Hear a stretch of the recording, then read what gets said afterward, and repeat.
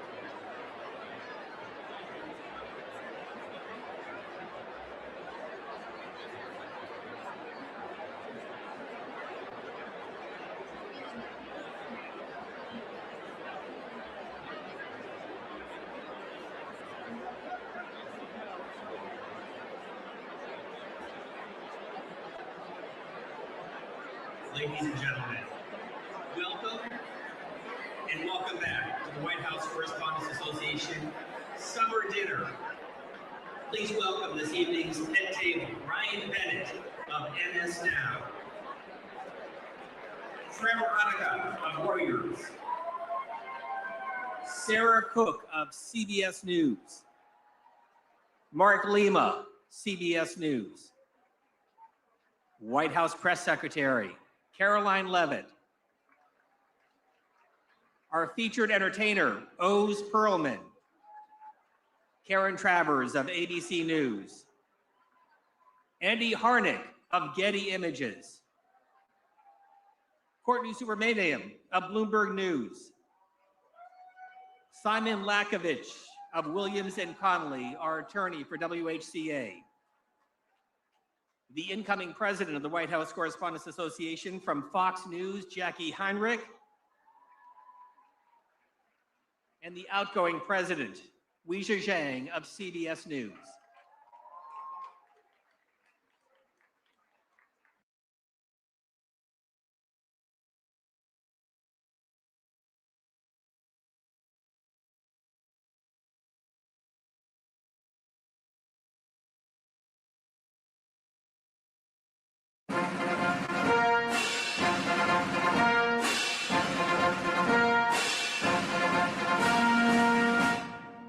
Ladies and gentlemen, the 45th and 47th President of the United States, Donald J. Trump.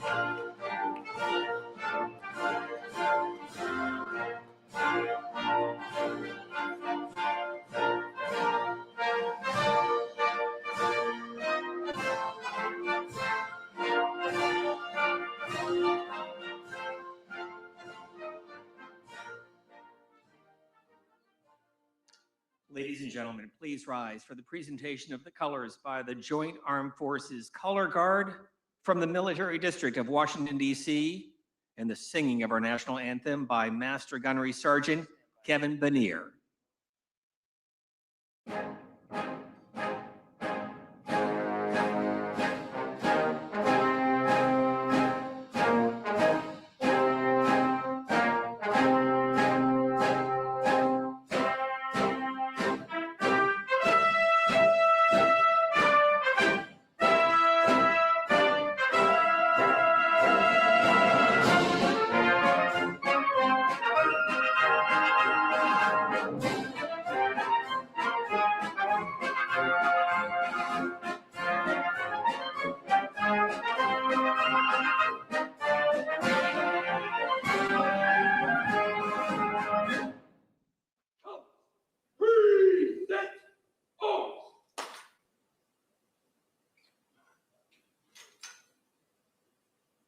Oh, say, can you see by the dawn's early light what so proudly we hailed at the twilight's last gleaming,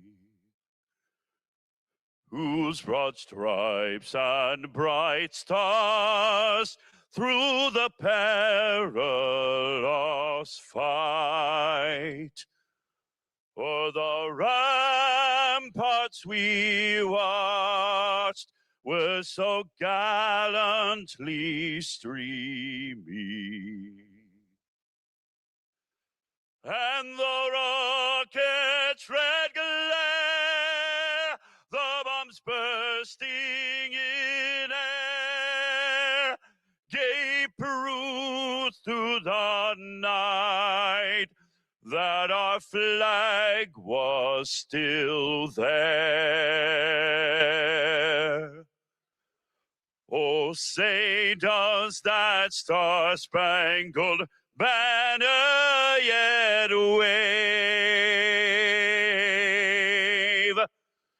o'er the land of the free and the home of the brave?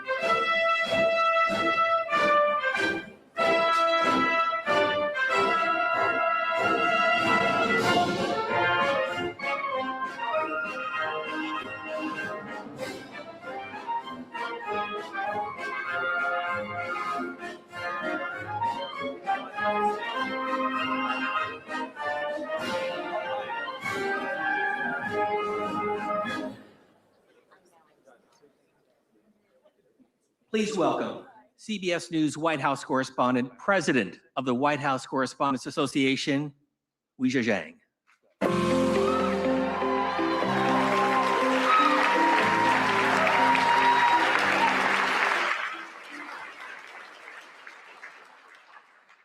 Good evening, everybody.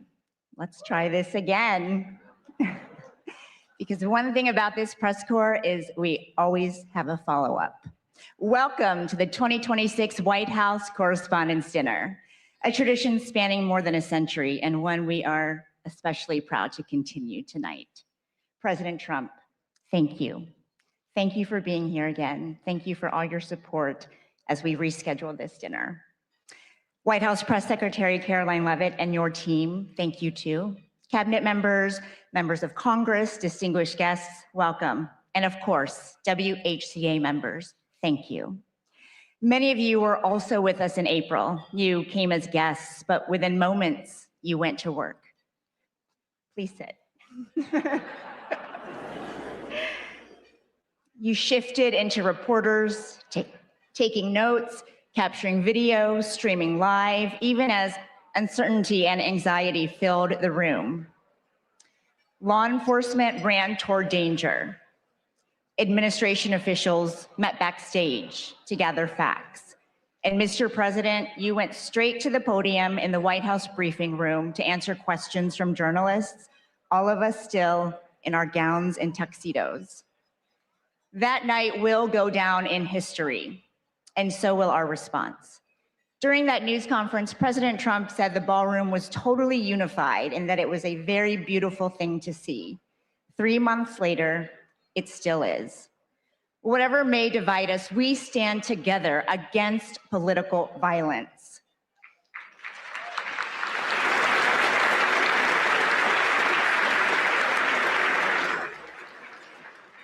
An assassination attempt on our president is an attack on democracy itself. Tonight,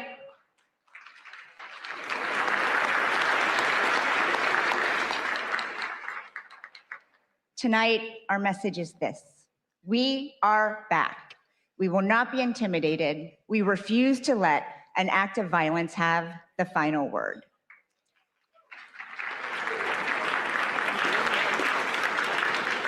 Later, we will honor people whose courage and grace in April prevented the evening from becoming much worse. We'll also celebrate the exceptional work of our colleagues, the students who want to join our ranks, and the First Amendment that protects it all.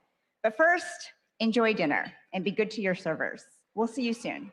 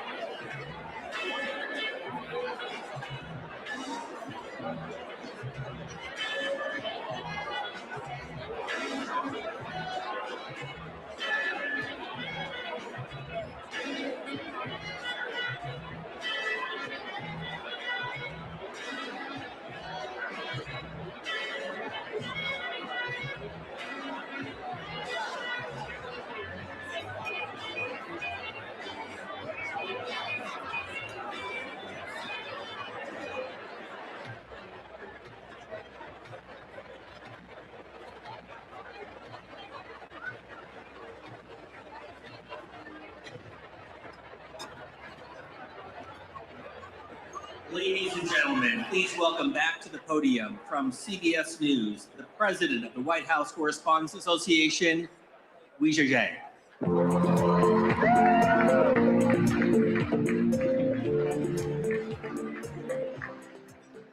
Welcome back to the 2026 White House Correspondents' Dinner. I hope everyone enjoyed their meal.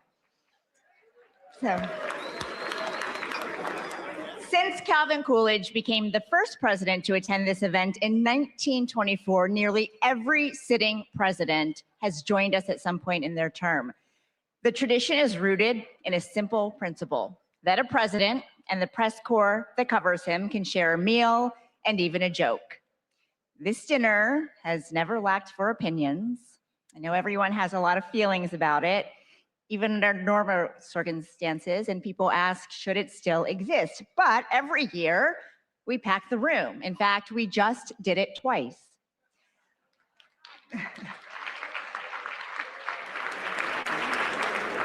Whatever brought you here tonight, this evening is dedicated to the First Amendment and the excellent work of our colleagues and scholars. President Trump, you are joining us tonight for the second time in 3 months, and we don't take that lightly. Thank you.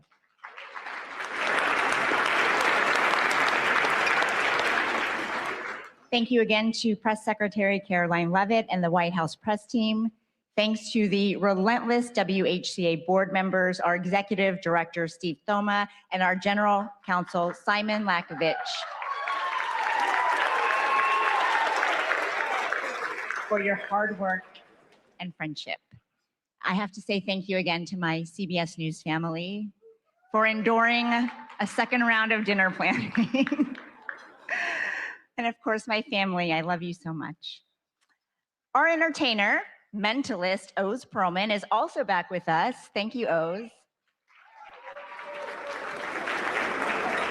For the record, he did guess Caroline's baby's name right last time, and we can't wait to see what you reveal. But you can skip the part where you guess the president's phone number because half the reporters in this room already have it. Finally, on behalf of the White House Correspondents Association, I also want to thank supporters from around the world, across the political spectrum, who sent well wishes after a shooting interrupted our event in April. Many of you are joining us on live stream, and C-SPAN is the crew as it was that night. Photographers and technicians were under the stairs where the shooter was, but they never stopped rolling their cameras and transmitting live footage despite the circumstances. Thank you.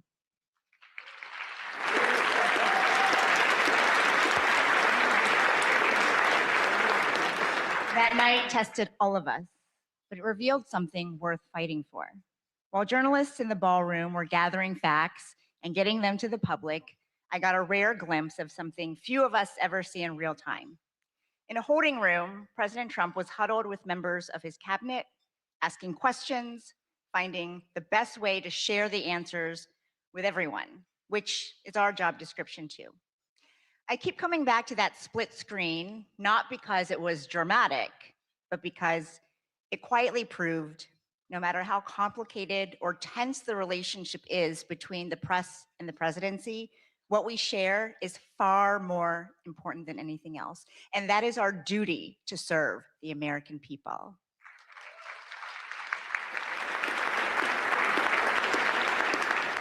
As our country continues to celebrate 250 years of its extraordinary story, this gathering is further proof that the American press endures with it. Through stripes and bright stars, through the perilous fight. The White House Correspondents' Dinner was to be a night celebrating the First Amendment and 250 years of surviving, thriving, and overcoming our nation's many unthinkable challenges. Welcome to the 2026 White House Correspondents' Dinner.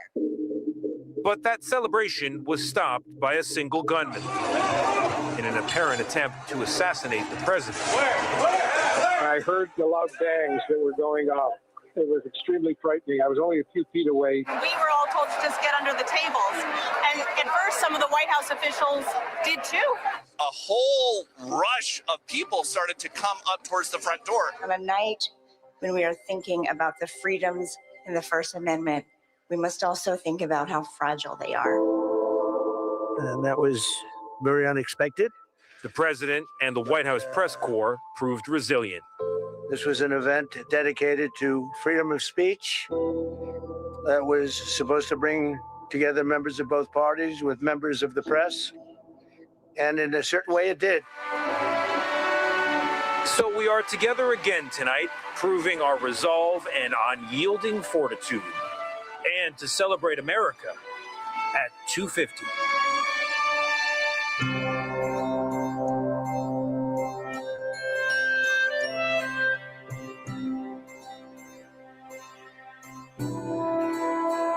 Hello from 1789. I'm James Madison. Yes, that James Madison. I wrote the First Amendment. At the time, we worried a king might control the press. Turns out you're now worried about tweets, algorithms, and people yelling on television. Let me clarify the rule. The government doesn't get to shut the press up, not when it's wrong, not when it's annoying, and not when it's asking uncomfortable questions. The First Amendment and the freedom of the press, it is the foundation of our democracy. The freedom that we have to speak our mind, to share our views, share what we know. It's just so remarkable that we're able to question our world leaders, question the most powerful man in the world because of the First Amendment.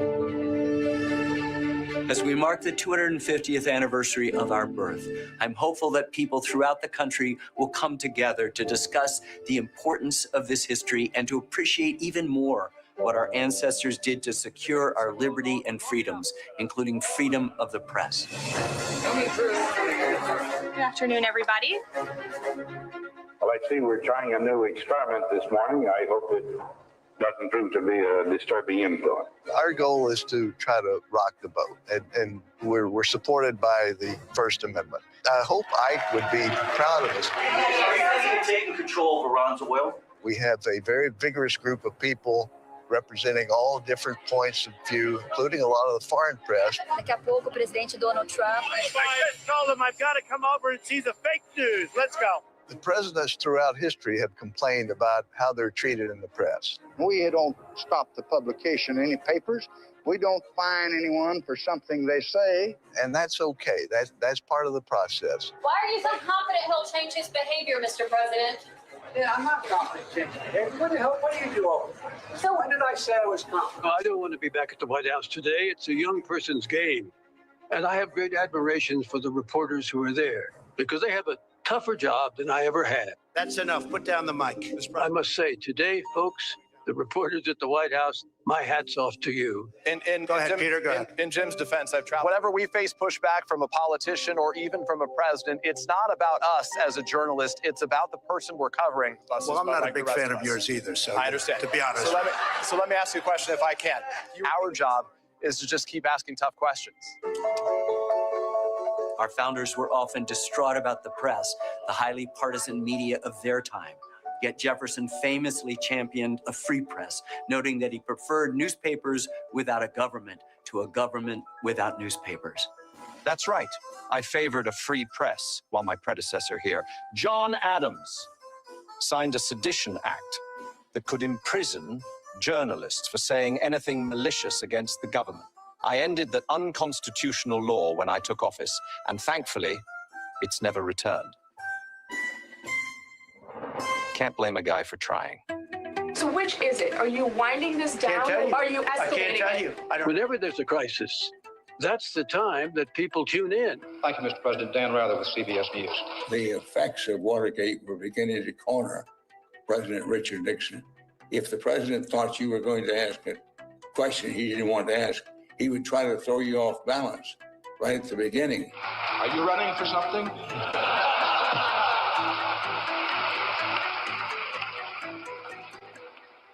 No, sir, Mr. President, are you? Mr. President, in talking about the continuing recession tonight, you have blamed mistakes of the past, and you have blamed the Congress. Does any of the blame belong to you? Yes, because for many years I was a Democrat. Why did you really want to go to war? When we push them to answer questions on the record, they have an opportunity to explain their reasoning, explain their thinking, explain their goals. Can you tell the country, sir, why you are content with all the fanfare around this deal to leave the conscience of this nation and the strength of this nation unaccounted for in relation to these 4 Americans? The notion that I'm content, Major, that's nonsense. And you should know better. Hello, everybody. Have a good trip. Well, you can't fall asleep on Air Force One because you never know when the president's going to come back and take questions. It's going to be a very long trip, right? Dan Compton, who's been with the president all day, is on the phone from Nebraska. On 9/11, I was part of that small travel pool that the White House agreed to take on what was a 10-hour odyssey. The president might be a target as well, and that is why he has come to as secure a place as he could. The White House made sure that we had phone connections and that we had access to the president. It worked exactly the way it should. So I dialed President Trump's number, and he picked up, just like anybody else. I just got off the phone with President Trump. It was a roughly 9-minute phone interview. I've covered 5 different presidents. I have never seen one other than Donald Trump who regularly takes phone calls from reporters. New media is massively important to our country. Here's what you missed if you weren't tuned in. We utilize social media to help people understand what we're talking about, breaking it down in digestible ways so that they can understand even the more nuanced news that's going on here at the White House. And today we went through the Rose Garden into the Oval Office. Just every single outlet that's at the White House is shaping the national news. All of these outlets have a place here, and all of our audiences deserve to know what's going on in our country and in this White House. I don't think it's unusual for a president to be criticized. That seems to be one of the things that go with the job. As we look back over history, almost without exception, the better presidents at the end of their term have actually thanked the press in the spirit of, you had your job to do, I had my job to do, and that's the way the country goes together. Truth be told, in the greater scheme of things, you are, I hesitate to say this, more essential to that common pursuit than I am. And that's why freedom of the press is and must always be above politics. My friends say, what is it like to deal with the press corps? I said, these are just people that are trying to do the best they possibly can. You're not supposed to be sycophants. You're supposed to be skeptics. You're supposed to ask me tough questions and make sure that we are accountable to the people who sent us here. And you have done that.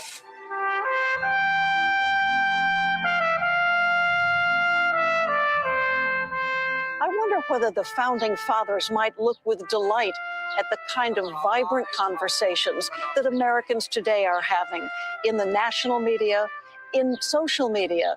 It's a very vibrant conversation that has its roots 250 years ago.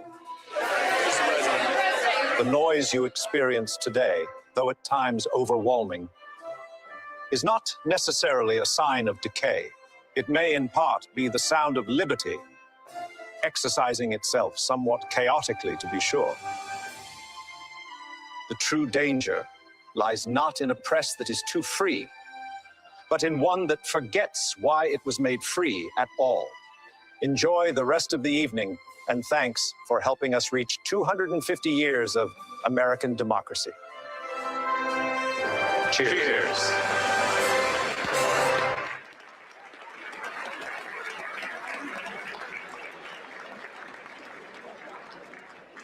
Thank you, founders. What a powerful reminder. By the way, that was AI, in case you missed it. What a powerful reminder that generation after generation, White House correspondents have the privilege of writing the first draft of history. Serving as president of our association has been one of the great honors of my life. And as my final act, I was determined to carry out one more event to highlight the strength of our press corps. I am honored to preside over this dinner, but I do have a fact check because technically my last day in office was last week.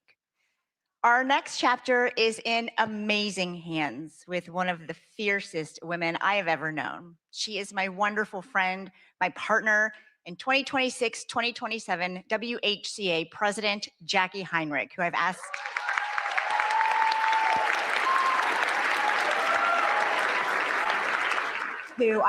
to help present 2 very special awards. Jackie.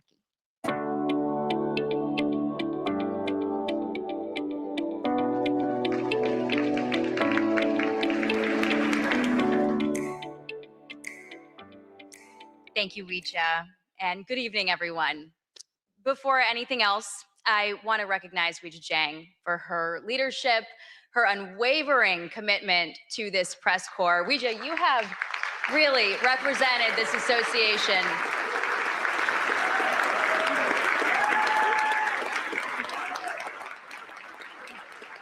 with such professionalism. There we go. There we go.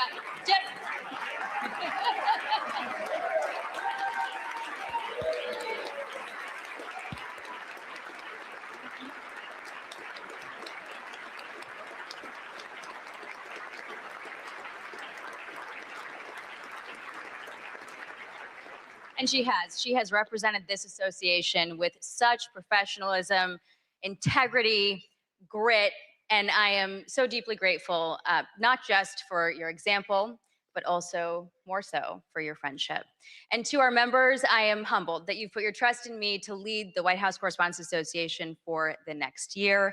And I look forward to working alongside all of you as we continue our shared mission, pursuing the facts without fear or favor, and exercising the freedoms protected by the First Amendment in service of the American people. The attempt on President Trump's life last April was a sobering reminder that democracy is not immune to violence, and the freedoms that we cherish can never be taken for granted. Political violence must have no home in America.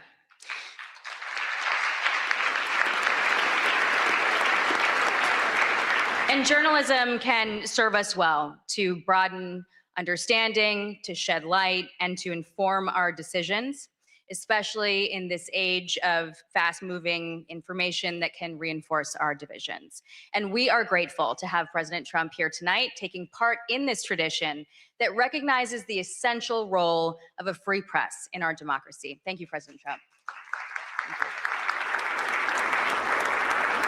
The events of that night also revealed the resilience of this press corps, the all-American sense of resolve that no act of intimidation will silence us, and the endurance of the First Amendment. And we're gathered here tonight because we believe that a free press always finds a way forward. And it is in that spirit that the WHCA Service Award was established to recognize exceptional service to this association, and it is fitting that one of the 2 awards that we are giving tonight goes to the staff of the Washington Hilton. They are hospitality professionals who always put service first.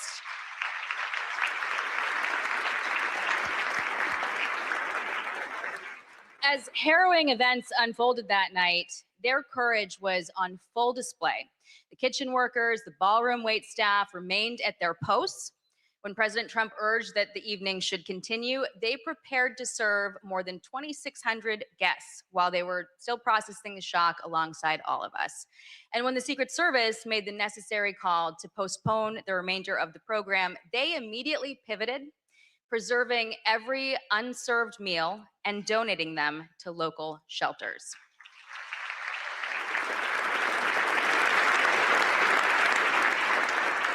And many of these dedicated professionals have worked dozens of White House Correspondents' dinners since this event first moved to the Washington Hilton in 1968. And 58 years later, we are deeply grateful for their partnership. We are proud of the history that we've built together, and we are excited to return to the Washington Hilton next year, stronger than ever. Please welcome the Washington Hilton's General Manager, Ken Jarka, and Catering Manager, Karen Fiketis, to accept the WHCA President's Award for Exceptional Service on behalf of the entire Washington Hilton team.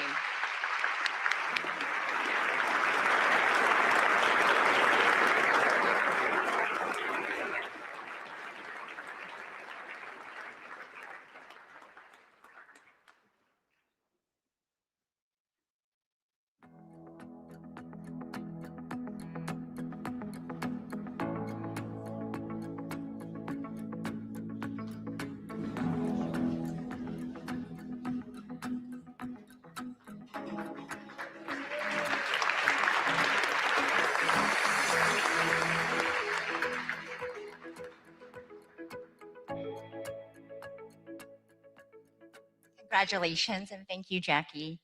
I also want to thank the staff and security team right here at the Waldorf Astoria for putting so much time and care into helping us plan this event in a very short notice. That evening in April did not unfold as planned, but it ended exactly like it was supposed to. 2,600 guests, plus hundreds of others who were working that night, got to go home unharmed. And that was made possible by the brave men and women of law enforcement and the United States Secret Service.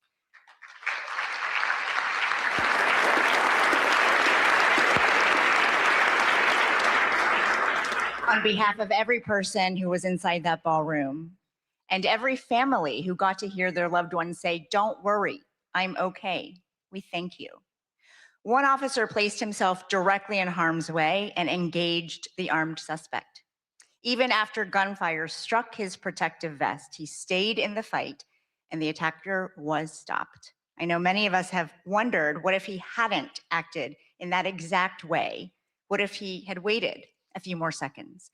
His courage that night reflects the core values of the Secret Service: duty, justice, courage, honesty, and loyalty, and as a commitment to safeguarding his country and community.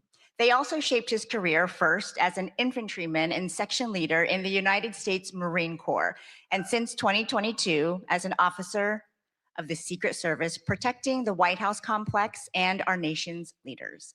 Ladies and gentlemen, it is my honor to present the WHCA President's Award for Exceptional Service to Officer Victor Gonzalez of the United States Secret Service.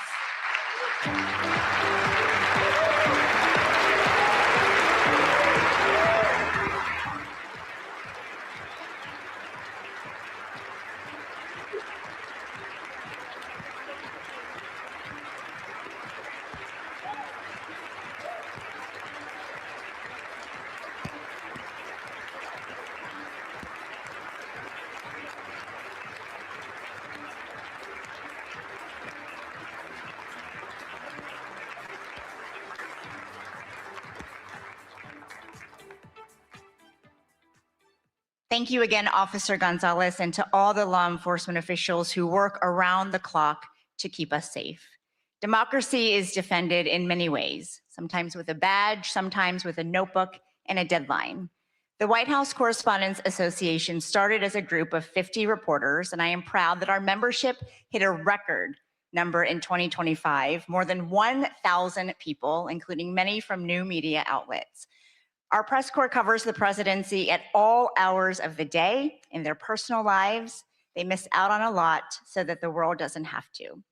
If you are a past WHCA president here tonight, please stand.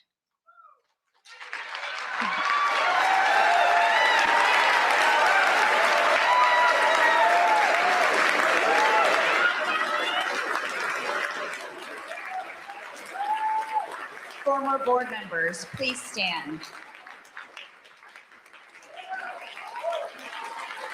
Our chief White House correspondents, please stand.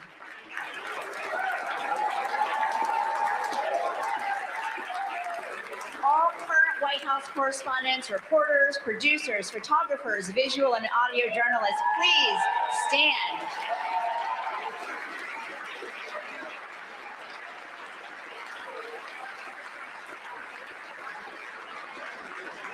And tonight, I also want to salute our colleagues in the Pentagon Press Corps. Your work is invaluable, especially as our nation is at war. Please stand.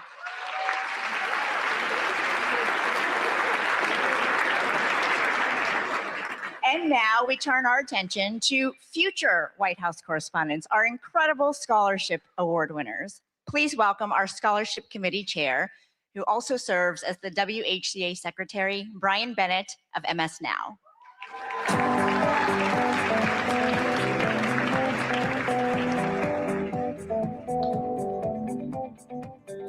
Hello, everybody. It means so much to be back together tonight. This is the part of the dinner each year that I look forward to the most. We have an incredible group of young journalists with us who are the recipients of this year's White House Correspondents Association scholarships.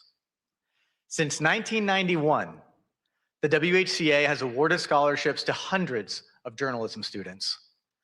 This year, we are helping fund the education of 30. Let me pull out my remarks here.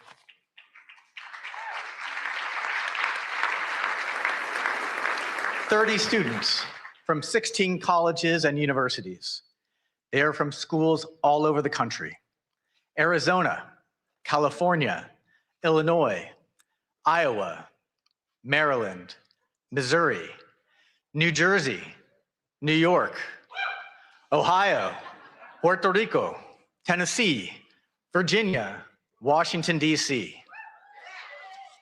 We have important partners who extend the reach of our giving, and you all are a part of that. The WHCA and our partners went to great lengths to make sure as many of our scholars as possible could be here tonight with us. And I'm happy to say that 26 out of the 30 of them were able to return for the second dinner.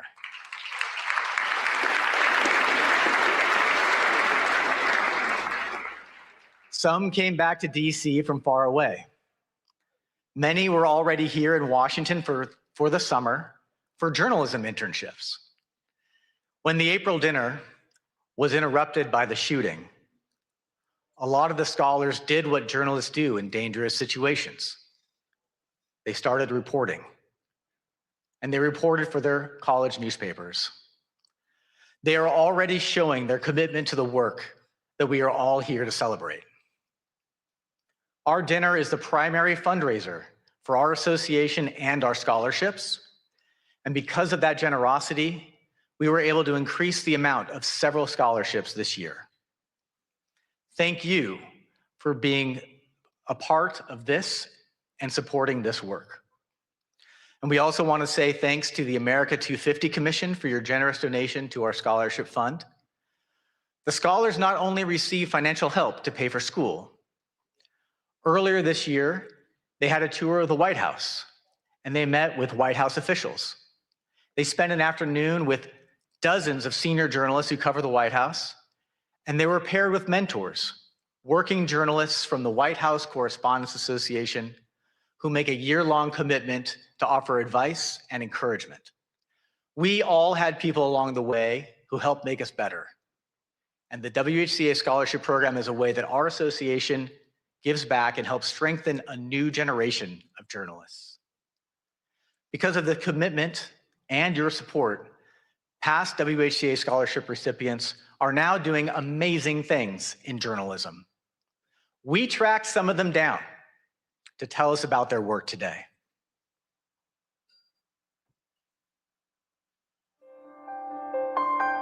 Being a White House Correspondents Association scholar opened up a new world for me. Being a scholar meant that I could have the financial freedom to do what I wanted. Being a WHCA scholar gave me access to so many mentors and a world of opportunities here in Washington, D.C. It gave me the chance to connect with other journalists, other members of the association. Journalism is important, and especially here at the White House, where every day, every hour, every minute even matters.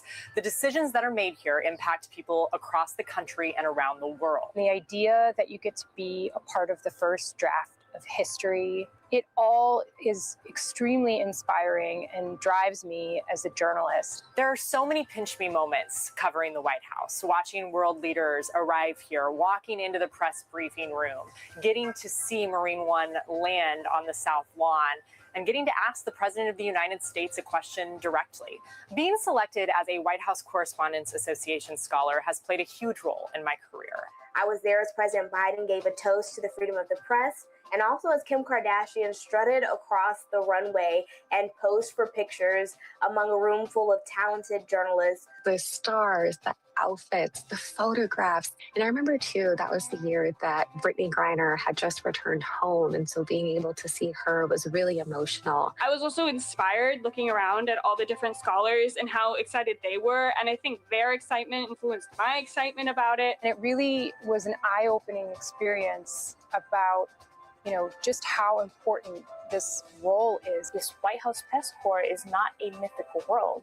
It exists, and it is something that I can aspire to be a part of. And I owe a lot of credit to the WHCA for getting me here.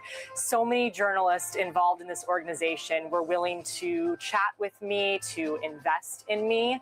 And it's a cycle because of what they were able to pass on. I hope that I can play a role in doing that for the next generation as well.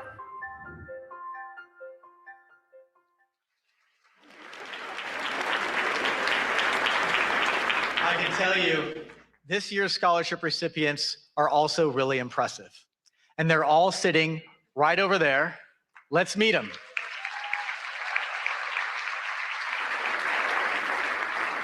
Please stand as I read your name. From American University, Louisa Clausen. From Arizona State University, George Headley, Elisa Horton, and Kyle Sakinski. From Hampton University, Kristen Fluellen and Jade Abubakar. From Howard University, Tatiana Allen and Madison Maynard and Sanyu Lakoma. From Iowa State University, Eric Anderson. From Northwestern University, Jacques Aburizik, Caitlin Bender-Thomas, Samantha Freeman. From Iowa University, Nyla Gilbert, Aidan Ryan, Emily Stokes. From Princeton University, Ina Marcia. From Sagrado Corazon University in Puerto Rico, Iana Sotovalle. From Syracuse University, Ben Bassick. From the University of California, Berkeley, Hae-Yoon Cho. From the University of Kansas, Julia Hansen. From the University of Maryland, Laura Charleston, Lillian Gray, Dana Matthews, Ashley Nehra. From the University of Missouri, Callie Fowler, Tyler Kirwan, Fletcher Mantooth. And from the University of Tennessee, Abigail Fanning. Congratulations, scholars. Please be seated.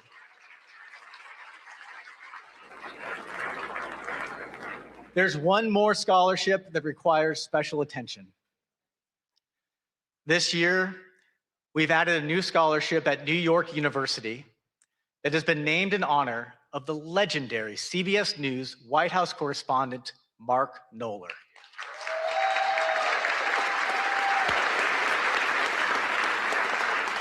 As you all know, Mark passed away in August. And if you needed to know how many times the president had been to Camp David, or went on vacation, or played golf, Mark Knoller always had the facts. And he was always willing to share. To remember Mark and to commemorate the new WHCA scholarship at his alma mater, NYU, here is a tribute put together by his friend and CBS News chief correspondent, Major Garrett. I'm Mark Knoller, CBS News, and you could say that I'm kind of the CBS News numbers man at the White House. You could say that, but that's less than half the story. Can you justify your role? Mark did keep a log of presidential actions, everything from speeches and press conferences to vacations and foreign trips. By my count, President Obama had 65 domestic trips in 2010, spanning 104 days. Knoller's numbers were so precise, White House aides used them to backfill or correct their own records. Historians and journalists came to rely on Knoller's database, which he never hoarded, always shared. Mark. Knoller. Mark Knoller. Knoller considered that database the heartbeat of the presidency. To understand and cover a president, you had to know and remember all of a president's actions. President Obama does like to play golf. Since taking office, he has played golf 57 times. I'll be glad to answer a couple of questions. Mark Knoller, are you with us? You bet. Those who watched Knoller work were left in awe. Every White House reporter logs long hours. None logged as many as Knoller. I'm one of those lucky people that gets to work at something he loves doing And so I really don't feel as though I'm sacrificing anything, spending long days here. Prolific and accurate reporting mark Knoller's hallmarks, which serve the presidency and the nation well.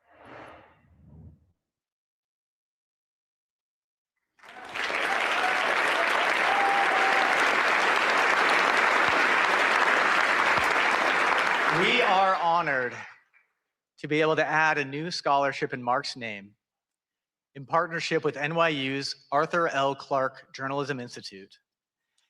And even more happy to announce that the first recipient of the Mark Knoller Scholarship is Avril Silva. Please stand, Avril.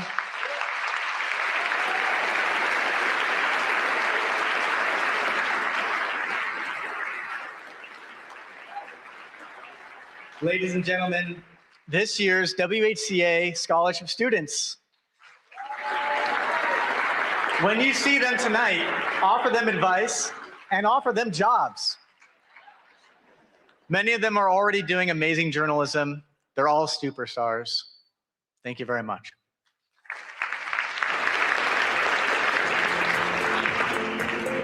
Please welcome the chief correspondent for ABC News, the co-anchor of ABC's This Week, and a former president of the White House Correspondents Association, Jonathan Karl. Not quite yet, actually. Sorry about that. John, you're gonna have to wait a second. We have a lot to celebrate this evening, everyone. We want to give a special thanks to those who value the work that we do, the freedoms that we stand for, including Paramount, the Emerson Collective, and the Knight Foundation. All of them made donations to the WHCA after our April dinner was interrupted. And it is, by the way, our one fundraiser of the year. Their support will help our scholarship programs and our general operations in the next year. Thank you all very much.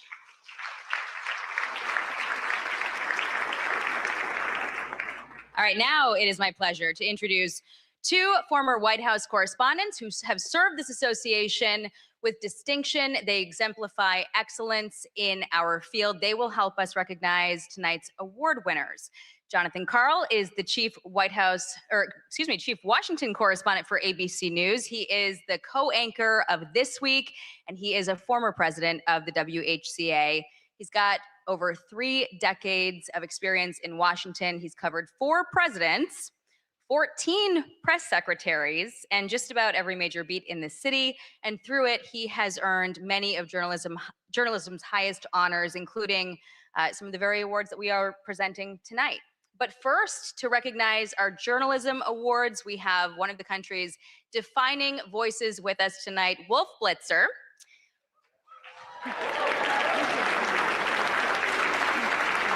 Wolf is CNN's lead political anchor. He's the host of The Situation Room, and he's been a staple of CNN's political coverage since 1990, earning a reputation for steady, authoritative reporting on some of the most consequential moments in modern history, and earning multiple Emmy Awards himself for his distinguished career. Please welcome me in joining Wolf to the stage.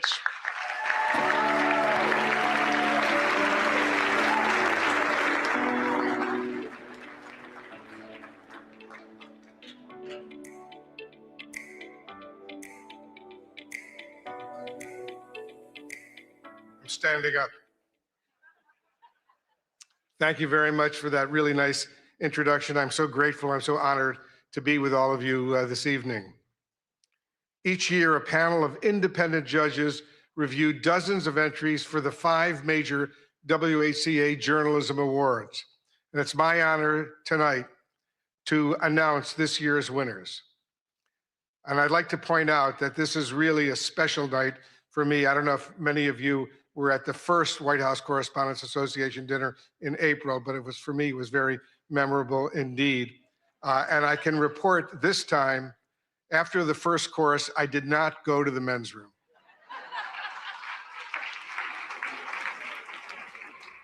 I've been to this dinner over these many, many years. I spent 7 years as a White House correspondent. And I just want to remember with real excitement and passion who often came with me to these dinners over these many years. And that was the man who hired me at CNN, the man who created CNN, the late Ted Turner, who recently passed away. And he was a not only a mentor and a good friend, but he loved journalism. When he hired me, he said, remember, Wolf, we're the cable news, capital N, capital E, capital W, capital S network. This is where the news comes first, and don't forget that. Forget about your own personal opinions. Just report the news fairly and accurately, and if you can, do it first. And that's what I've been trying to do over all of these years. So let's remember Ted Turner, what he did for not just for CNN, but for CNN and all of the news organizations over these many, many years. The Aldo Beckman Award for Overall Excellence in White House Coverage, named for the late Chicago Tribune correspondent and former association president Aldo Beckman, goes to, and let's give him a big round of applause, Josh Dawsey of the Wall Street Journal.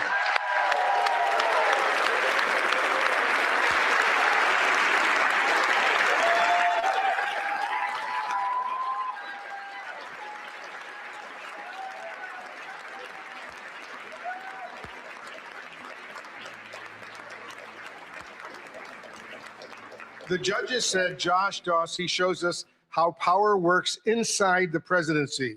And over the past year, his reporting has revealed how decisions are made, who influences them, and how power is exercised at the highest levels. Josh Dawsey went far beyond the deluge of breaking news to offer invaluable insights that can only result from deeply sourced enterprise reporting. In the tradition of Aldo Beckman, he exemplifies integrity, persistence, and a steadfast commitment to holding power to account. Ladies and gentlemen, the WHCA is pleased to give the Aldo Beckman Award to Josh Dawsey.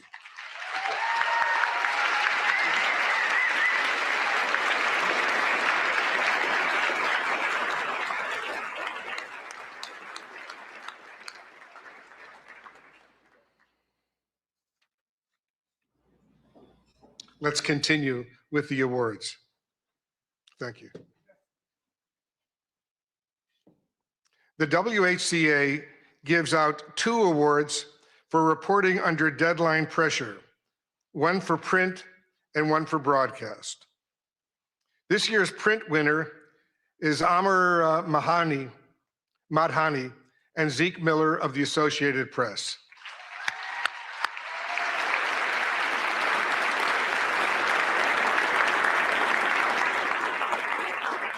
When sources leaked that Trump administration officials were attempting to purge the National Security Council of staff deemed not sufficiently aligned with the president's agenda, Madhani and Miller quickly moved to verify the claim.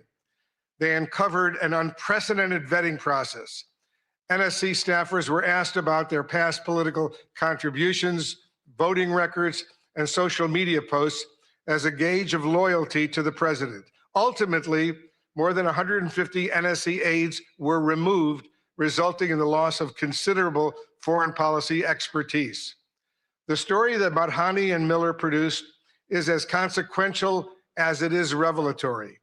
Please welcome Zeke Miller accepting the award on behalf of the team.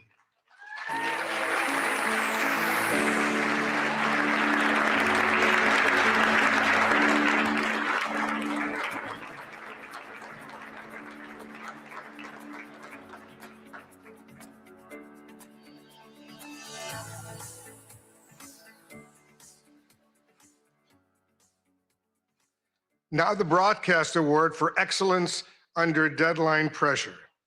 And this year's winner is my colleague and very good friend, Caitlin Collins of CNN.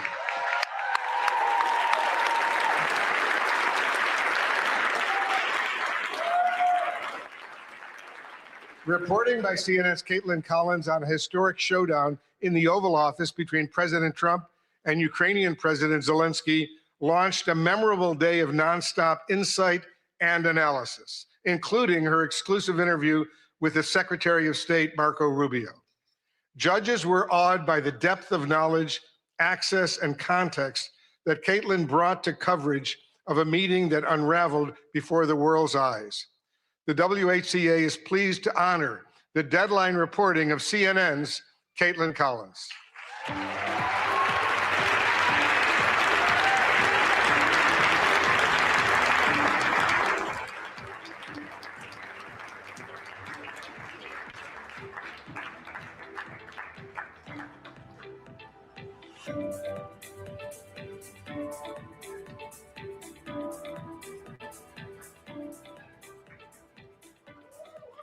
Let's give Caitlin another big round of applause.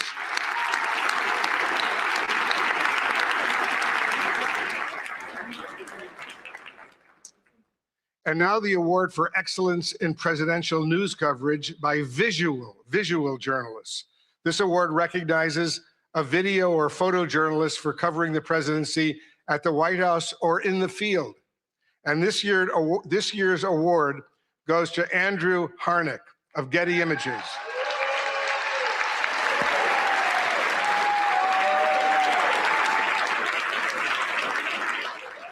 He captured the moment an Oval Office visitor collapsed during an event.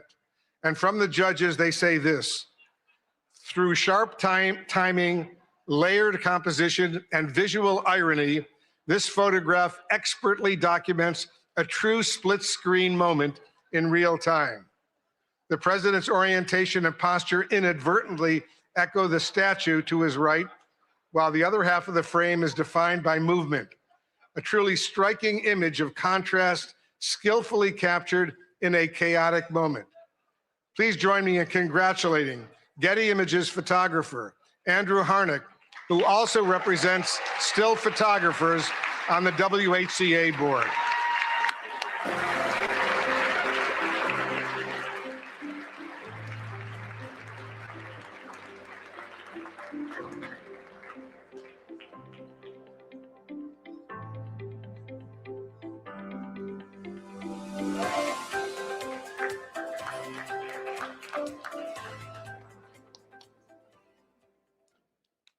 There are more.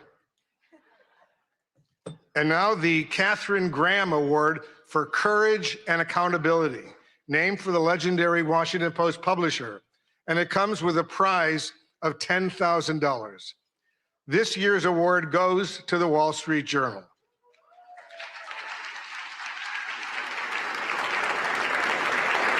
The Journal's courageous reporting on President Trump's past relationship with financier Jeffrey Epstein triggered the release of the so-called Epstein files, thousands of documents that might otherwise have remained hidden from the public. And despite the president's threat of a lawsuit, the Journal published a story about a provocative letter to Epstein bearing President Trump's signature. Trump quickly filed a $20 billion lawsuit against the Journal, revealing reporter Khadija Safdar's home address. Her family had to be relocated. The Journal was kicked off of Air Force One, but the reporters continue to file revelatory stories. Please welcome the winners of the Katharine Graham Award from the Wall Street Journal: Khadija Safdar, Sadie Gurman, Annie Linsky, Josh Dawsey again, Alex Leary, Rebecca Ballhaus, and Ryan Barber. Their colleague, Joe Palazzolo, could not attend tonight.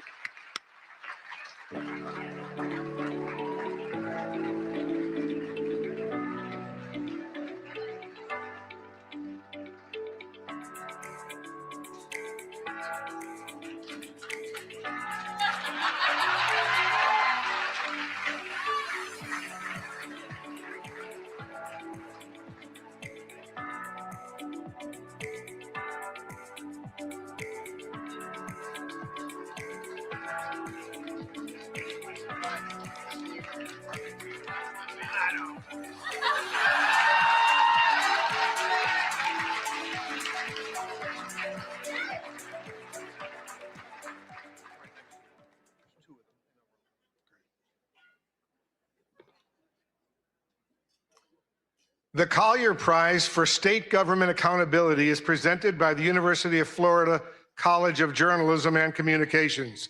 And this is the award's 7th year at dinner, and it comes with a check for $25,000. It's a lot of money.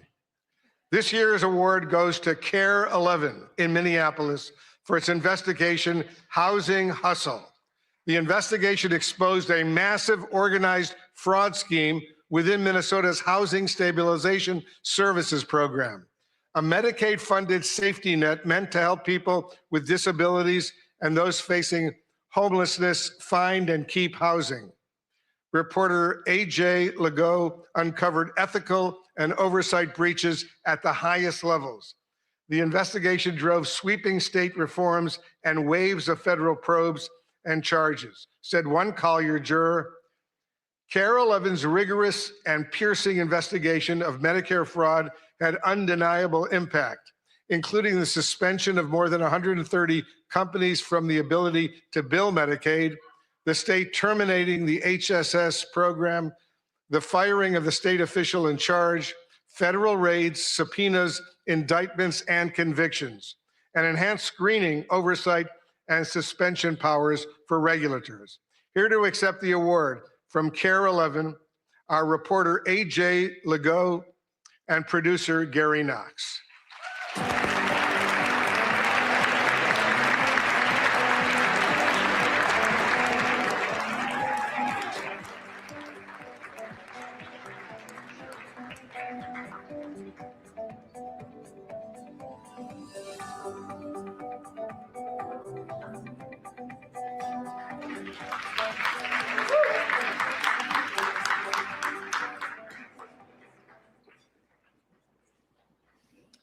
The Center for Integrity in News Reporting Award honors the most fair, impartial, objective news reporting by a member of the WHCA that has the courage to not fear and the discipline to not favor. It's sponsored and administered by the Arkansas-based Center for Integrity in News Reporting and comes with a prize of $25,000. The award goes to Tyler Pager of the New York Times. The judges said that in his coverage of the first year of President Trump's second term, Pager demonstrates a disciplined, even-handed approach across a wide range of subjects, including supporters and donors, foreign policy, the Justice Department, and energy. The stories take readers inside consequential presidential decisions while presenting the facts. The work is deeply sourced and carefully verified, reflecting a clear dedication to getting it right without bias. Taken together, this body of work stands as a strong example of fair, impartial, and objective journalism, precisely the standard this award is intended to honor. Let's hear it one more time for this year's winners. Ladies and gentlemen, thank you so much.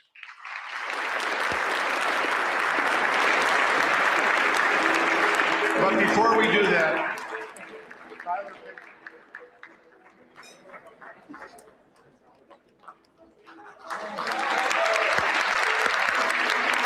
let's give him another huge round of applause.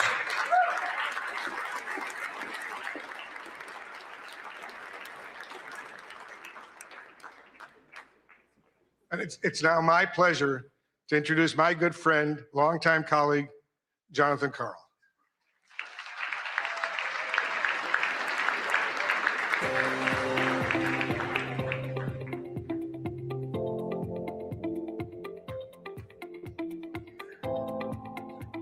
All right, final award of the evening. It is a high honor to present the award created to recognize the fierce and fair women who cover the White House every day.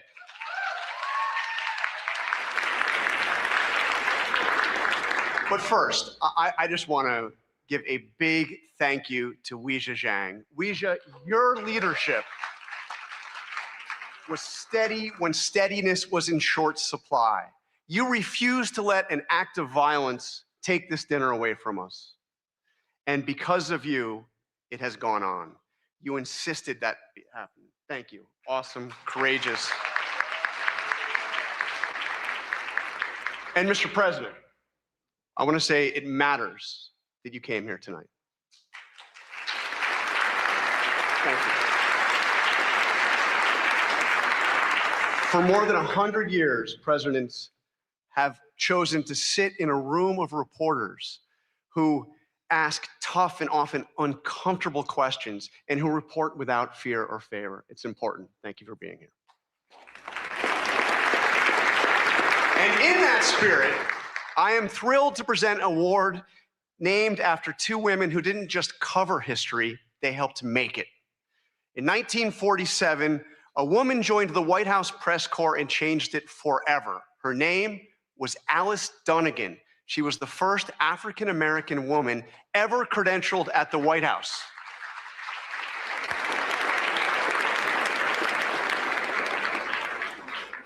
And just a few years later, she was joined by Ethel Payne. And together, they looked the most powerful man in the world in the eye and demanded answers about civil rights for Black Americans.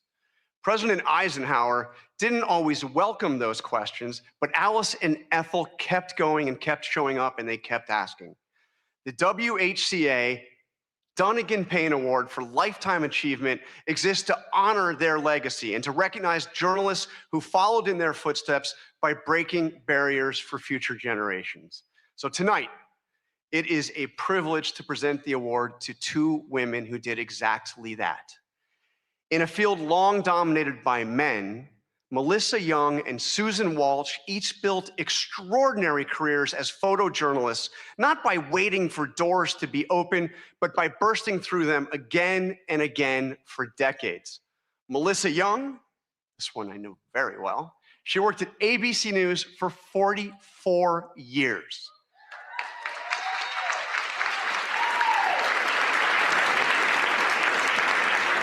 She began in local television in Miami and worked her way to Capitol Hill in the White House, where she was one of the first female photojournalists in the press corps. Melissa documented the presidencies from Ronald Reagan to Donald Trump. She covered campaigns, secretaries of state, and defense. She reported in disaster zones, war zones, all around the world.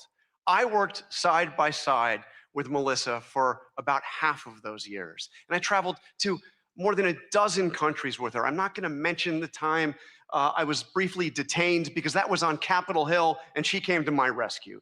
That kind of person. True. She's tireless and professional and a lot of fun to be around. She did it all with persistence, resilience, and quiet determination, retiring just last year. Susan Walsh, her career was built on anything but luck.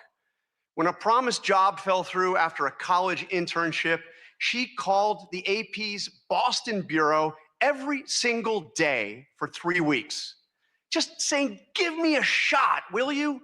Well, finally, they did just that. She came in, she said yes to every assignment.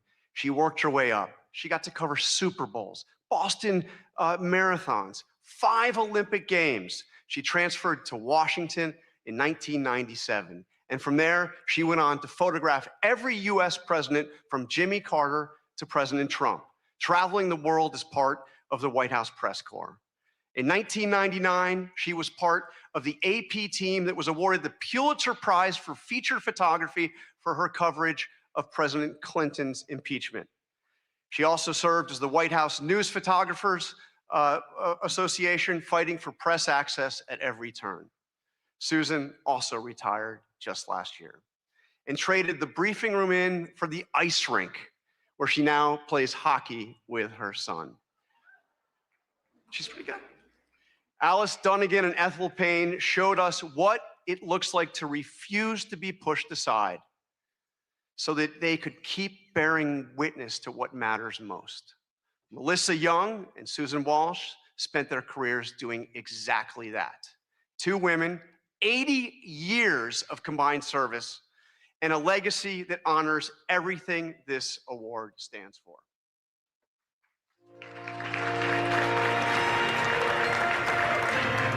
My job gave me purpose. I had a lot of fun. I saw myself as part of the world, that I was doing something that the world needed. I was always really excited to be in the room, see it, be a part of it. It kind of gave me the access and the confidence to go up to people and look into other people's worlds. The camera definitely made me fearless, especially when I was doing news and traveling internationally. You had to be aggressive. And that's when I had to be someone who I wasn't really sure I recognized all the time. 8 inaugurations, 5 Olympics, 6 Super Bowls, World Series, lots of sporting events, APEC summits, NATO summits. You traveled in a way you would never do as a regular person. I remember being in the palace with Fidel Castro and Jesse Jackson, and I was just walking around and, just like sort of going, whoa, here I am. One of the craziest, wildest ones that I'll always remember is when I was with President Trump at the DMZ. I swear there were times that I don't think my feet hit the ground as we were being moved, and it was such a chaotic, crazy thing. 9/11 happened, and that just completely changed my life. That's when different kind of travel started for me. When they asked me to go with President Bush to Iraq, there I was, and an Iraqi journalist stood up in front of me, literally in front of me, and threw a shoe. Secret Service jumped on him. I was right behind him. I remember trying to hold on to my tripod so I can keep shooting. And then when it was finally over, they rushed us into a room to do an interview with the president. I think I started to see that what I did was really important. I was traveling overseas with Jill Biden, and we slowly went into Ukraine, get the picture of First Lady Biden meeting Mrs. Zelensky, and for all of I love you guys, my writer friends, but for all you writer friends who didn't want to give me a spot in the van, my picture ended up on the front page everywhere, and your stories got bumped inside. Sorry. And I hope there are more women that will follow through on this, especially in television, because it really is a great job. It was always such a compliment to be considered one of the boys or the guys. And now that I'm older and there's many more women doing this job, I'm like, you know what? We're going to claim our space. You guys can be one of the girls, because we got this. Yeah, we got this.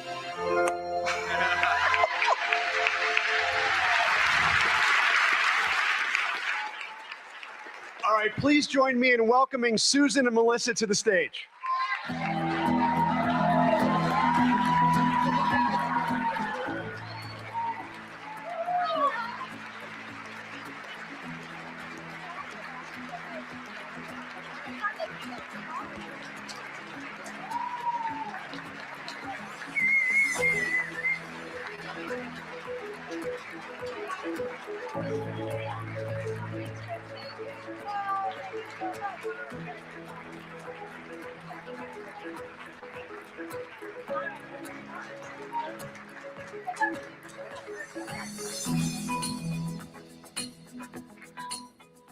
Can I say this is pretty awesome? I spent most of my career down in there, so I thank all the photographers and the photojournalists who had to cover this event. So it's really pretty cool to be up here and just kind of be a guest tonight.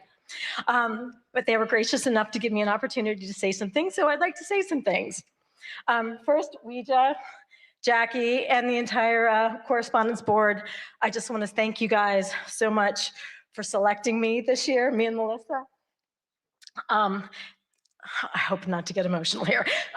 This award means like the world to me. Oh, I'm such a sucker. Sorry. I got this. This award means so much, not because it's named for two incredible trailblazing women, but because honestly, I felt that this association didn't always value what we did as photographers. And, there were many times that Melissa and I were the only two women in the White House travel pool. And I just have to say, things have changed and I love it. So there's a whole lot more women out there. So yeah.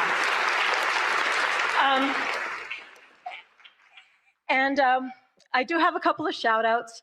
I have to thank the Associated Press for giving a chance to a young photographer oh so many years ago. I truly hope I made you proud. To my son, Johnny, oh gosh. I practiced this and I was okay. To my son, Johnny, who's here tonight, thank you for putting up with your mom's crazy work schedule. I love you. And yes.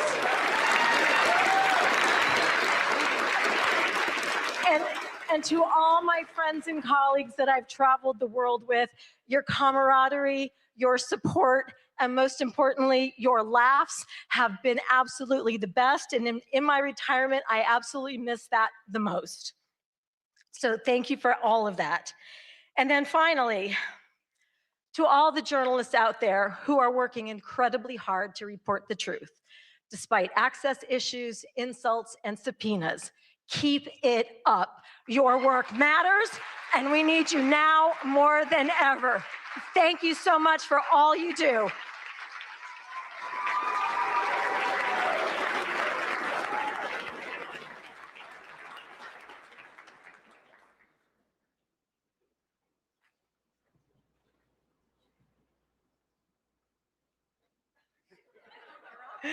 ABC has been breaking barriers since its start. Innovation is in our DNA, and being part of this work has always been my goal. Although this sounds simple, to achieve this, I've always had to fight. I'd fight to go places where they didn't send women. I'd fight to disasters in war zones. I'd fight to be part of the White House travel pool, covering 7 presidents. I'd fight to do an Oval Office address. And on a personal level, I'd fight to have a family while keeping my 24/7 job. Thank you to the White House Correspondents Association for recognizing me, the first female broadcast camera person for this honor. I am so proud to receive this award for a lifetime of breaking barriers. I've been fighting for 44 years to be the best at capturing all the action at the White House since Ronald Reagan. My advice, keep up the good fight and tear down those walls. Thank you.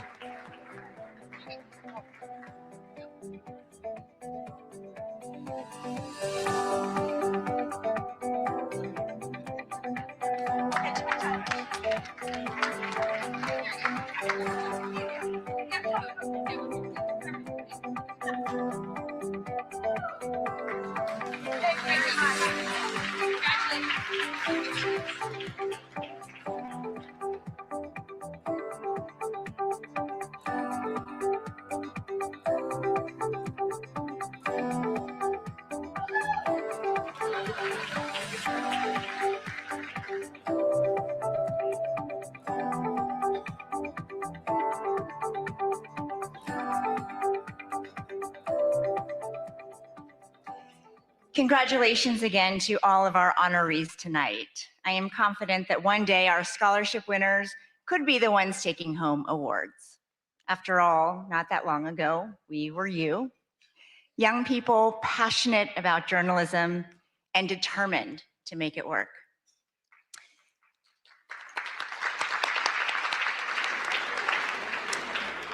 I've been thinking a lot about my own journey to this podium tonight. I grew up in rural West Virginia, in a town at the foothills of the Allegheny Mountains, a town called Buchanan, population 5,500. Those images of the devastating floods that you've been seeing are from my hometown. My heart, thoughts, and prayers are with everybody there. After my dad finished grad school at WVU, where he properly learned how to say, "Let's go Mountaineers," my parents decided to stay in the state to open a restaurant. It was such a treat when hunters came in and left deer meat as a tip. On Sundays after church, families packed into the dining room, all dressed up. My mom learned every customer's name, their favorite dishes. I worked the cash register, topped off glasses of sweet tea, and did my homework in the corner booth. A day like that seemed ordinary at the time. Looking back, to think that days like that could be considered ordinary is the most powerful reminder of how extraordinary America is. My dad came to the US as a student with just $67, or as Frankie might say, 6-7. My mom holding a small suitcase in one hand and a toddler, me, with the other. Yet they built a new life, a successful business, and a real future. Our Chinese restaurant was the first in my town. Of those 5,500 residents, the Chinese American population of Buchanan was 3, my mom, my dad, and me. Growing up there was not always easy. Most folks had never laid eyes on people who looked like my family. But far more often than not, the community was welcoming and generous. Turns out deer meat is great in a stir fry. In Mandarin, the word for America is 美国. It literally means beautiful country, and I love that. America the Beautiful was never only about her landscapes or landmarks. It has always been about the promise that no matter where you come from, you get a shot at chasing your dreams. My dreams began right there in that family restaurant. A small TV in the back was often turned to the news, my dad's go-to for learning more English. In the middle of dinner service, it was the CBS Evening News anchored by Dan Rather and Connie Chung. I was hooked. In middle school, I won a contest to be a student reporter for a national news show called Channel One. And when a local news crew came to cover it, they learned just how big my dreams really were. I hope to be the next Connie Chung and better. That's kind of hard, but that's my goal. And so I'm going to work very hard at trying to be a broadcast journalist.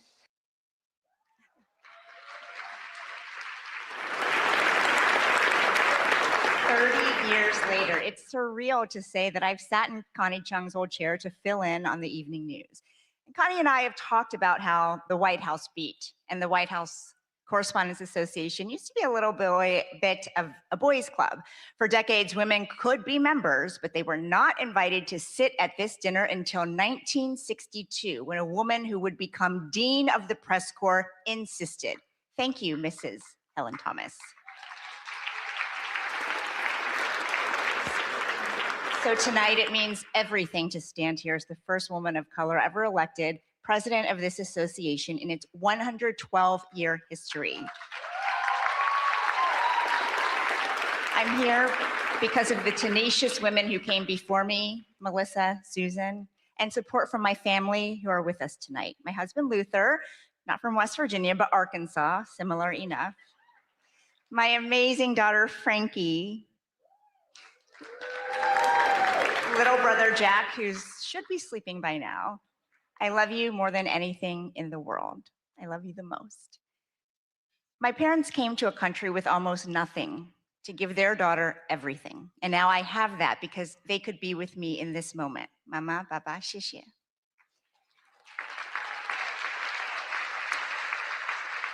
And sitting with them, my middle school video production teacher, Mrs. Diane Williams, who spent countless hours on my submission for that contest that changed my life.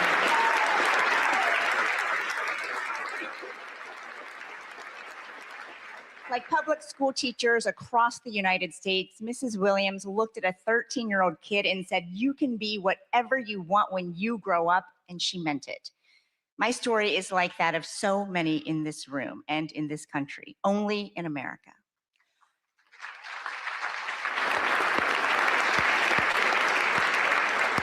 Only in America could a little girl born in China and raised in Appalachian coal country make her way to the Oval Office to ask questions of the President of the United States.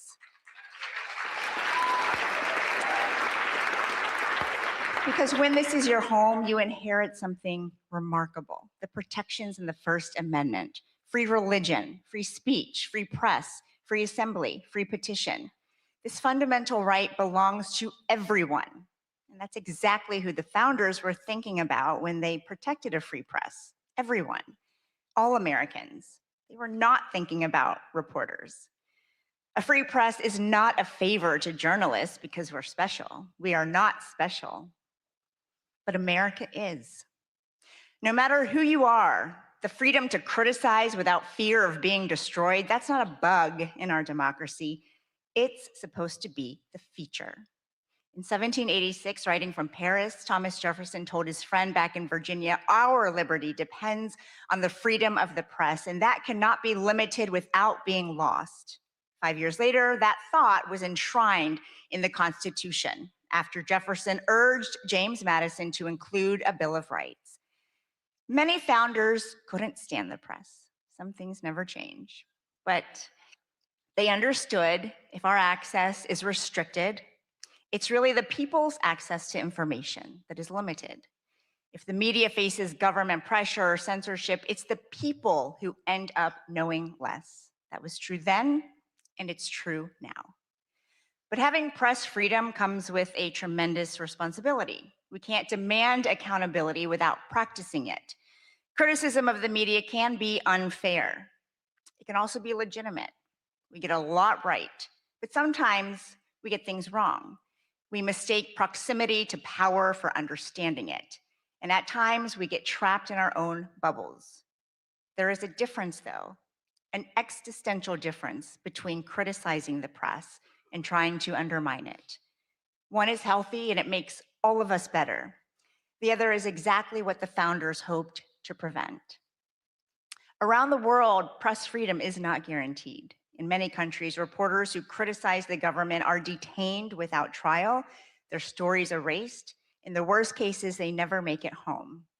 Tonight, we think about all of them, and we think about the protections that set us apart as a nation. Just 20 days ago, America turned 250 years old. The First Amendment is a big part of how she made it this far, and it falls on all of us to make sure it carries her through to the next 250 and beyond. President Trump, I've covered you for a long time, and so have many reporters in this room. When we ask questions, you push back, you give us answers, and we push back. You have always been a deal guy. Well, that's the deal. And the First Amendment is a done deal. And that's what we toast tonight, the freedoms that brought us back together even after they were threatened. So let's raise a glass to what makes ours a beautiful country.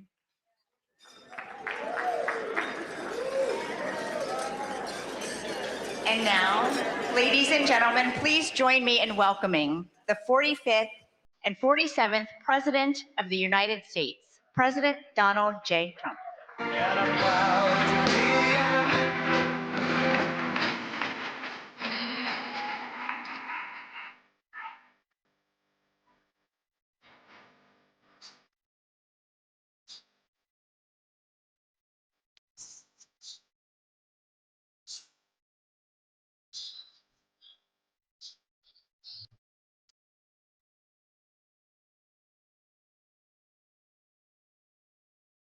Wow, that was very beautiful, but this has not been an easy evening, all these awards.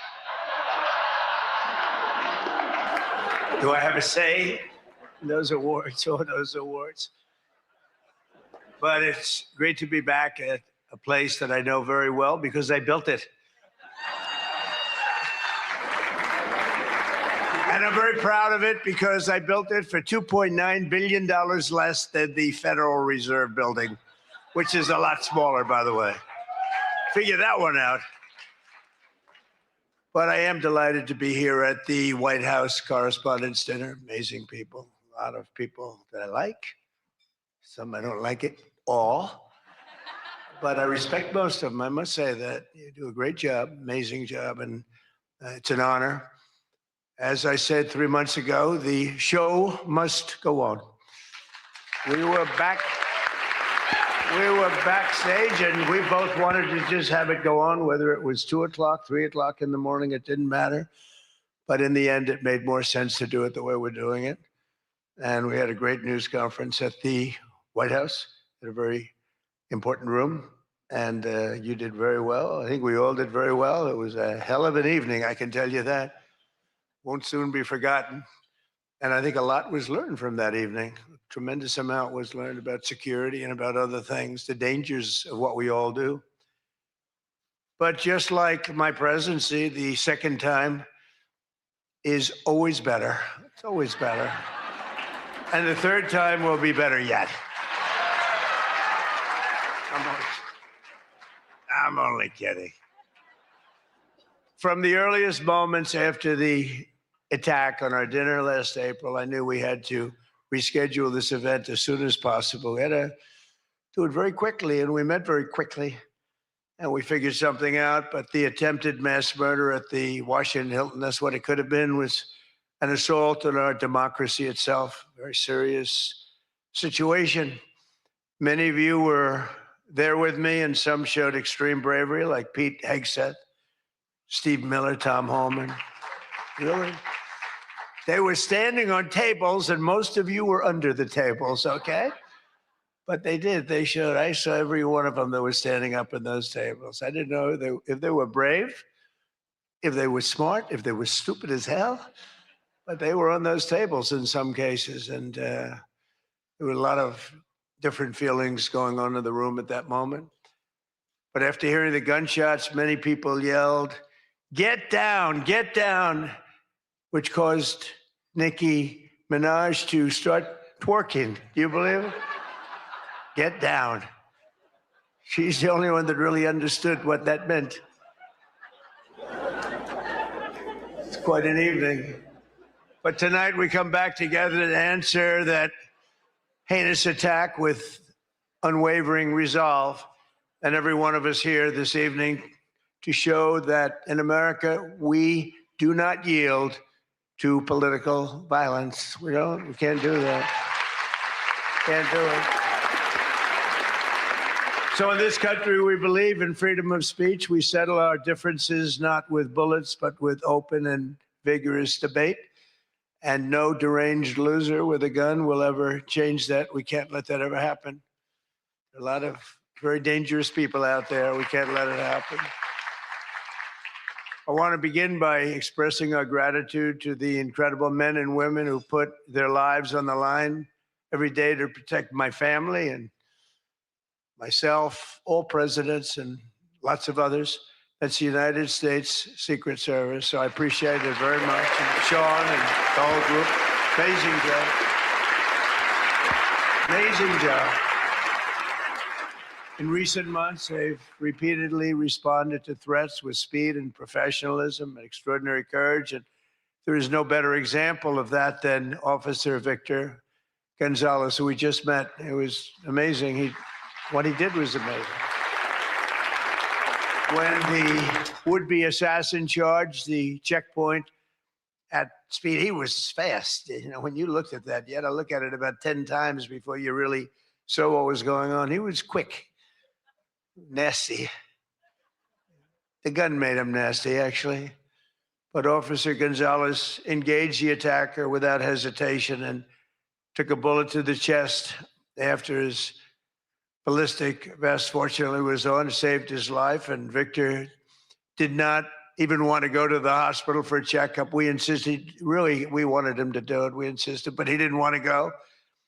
So to Officer Gonzalez, Secret Service, Metropolitan Police, law enforcement generally, and even all of the military who surround us in the room tonight, we salute you and we thank you with all of our hearts. Thank you very much. Great job.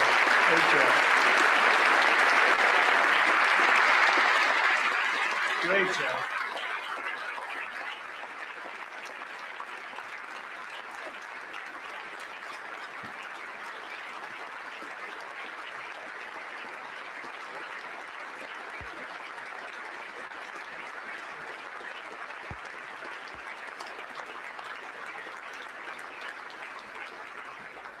These are great people. So this evening, we're picking up right where we left off, so let's have a little bit of fun. I said, what do we do here? Is this supposed to be fun? Am I supposed to be serious? Am I supposed to be a comedian?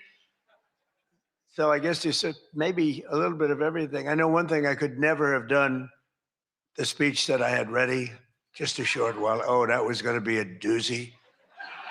I was so psyched. I was going to rip people.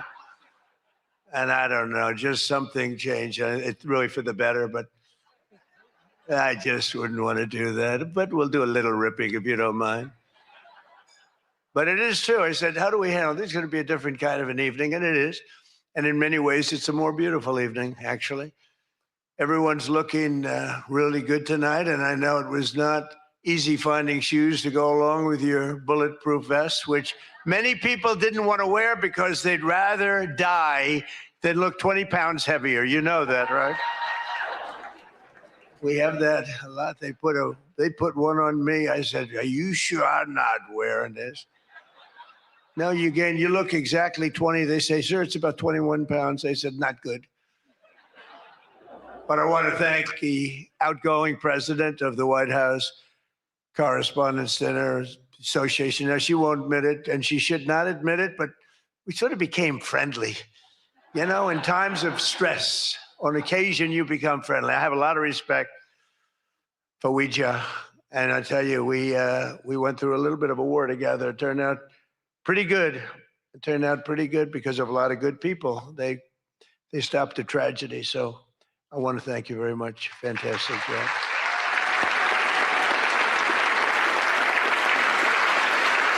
And Ouija worked extremely hard to ensure this dinner was rescheduled. And we want to just thank her family. I just met her parents, her children, her husband. What a perfect family. So it's really great. Thank you very much, all, for putting up with this, right? But let me also thank the incoming president of the Correspondents Association, Jackie Heinrich. She can be very tough as a reporter, I will tell you. She can be nasty. She looks so beautiful, but she can be so nasty. How could that happen? But she just got married to a very successful congressman, a very good congressman. I'd like to have a couple of more votes from it. That's okay. On occasion, he shows a little independence. We don't like that. But now he's a very professional guy, and he loves our country. But that's a big thing. I just see what takes place. We're talking about what takes place to be in the position that you're leaving and that Jackie's coming into. And it's a lot of work, a lot of friendships, a lot of talent. And so, Jackie, congratulations.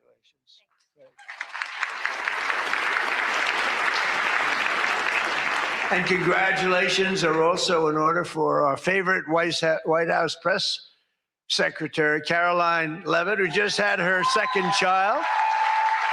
You and your husband. She's great. She's done a fantastic job. We all love her. She's done a fantastic job. She's another one. She can be nasty. But sometimes she has no choice, right?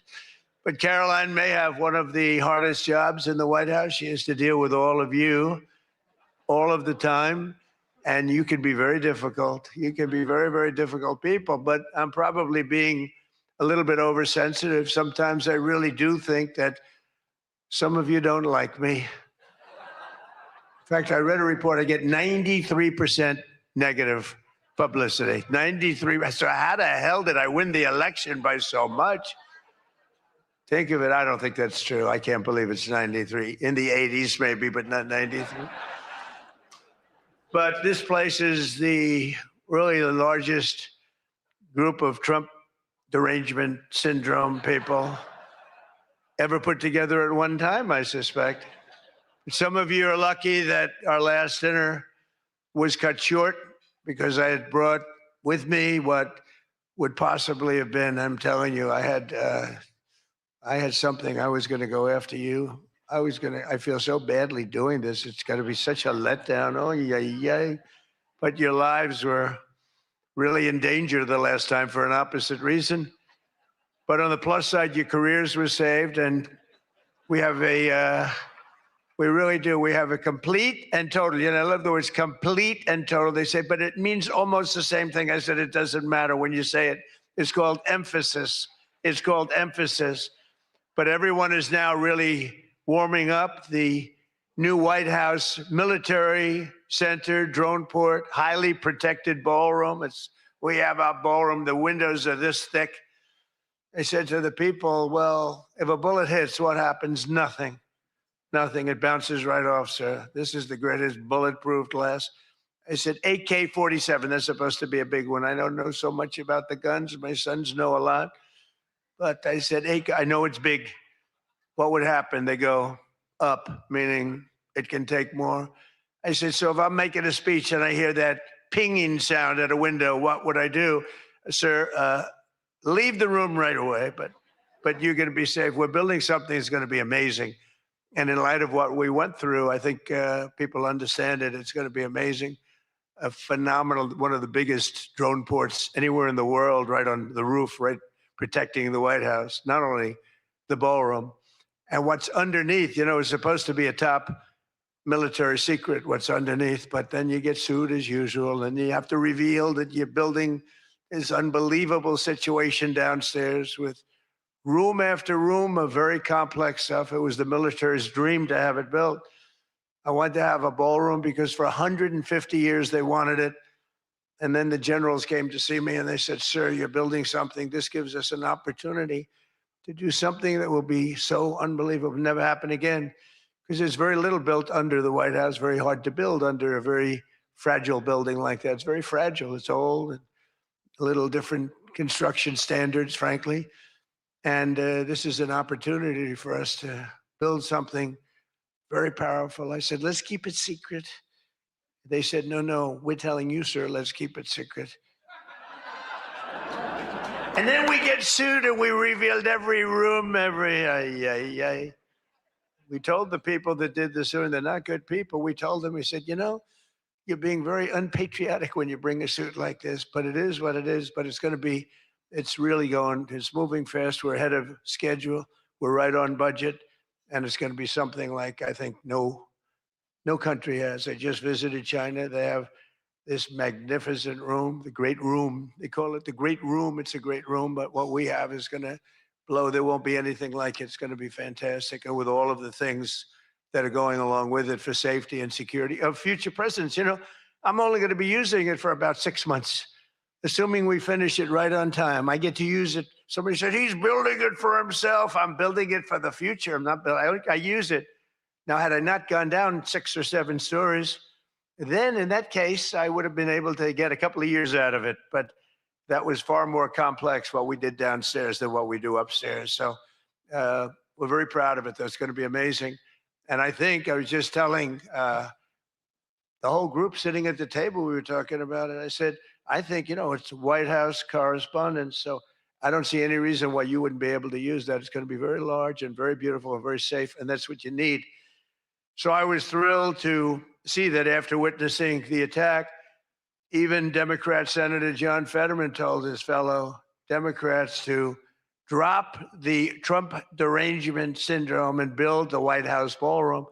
But it's much more than that. It's something that you're going to use. I predict that you're going to end up using it, and a lot of people are going to end up using it. They're going to be as safe as you can possibly be. But despite everything that happened at the previous dinner and all of the dangers involved, I'm told that this is still the hottest ticket in town. This ticket to get in tonight, because it's a smaller room, it's a beautiful room, it's a luxury room. See those beautiful chandeliers? I can tell you everything about them if you'd like to know.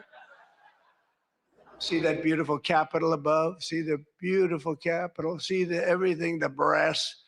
Those chandeliers are great. I'm looking at them, saying, I wonder if I could, you know, I sold this building. And they're doing a nice job, but they're nice people. But I'll tell you, I'm looking at them saying, I wonder if I could walk out with those chandeliers, because you can't buy them.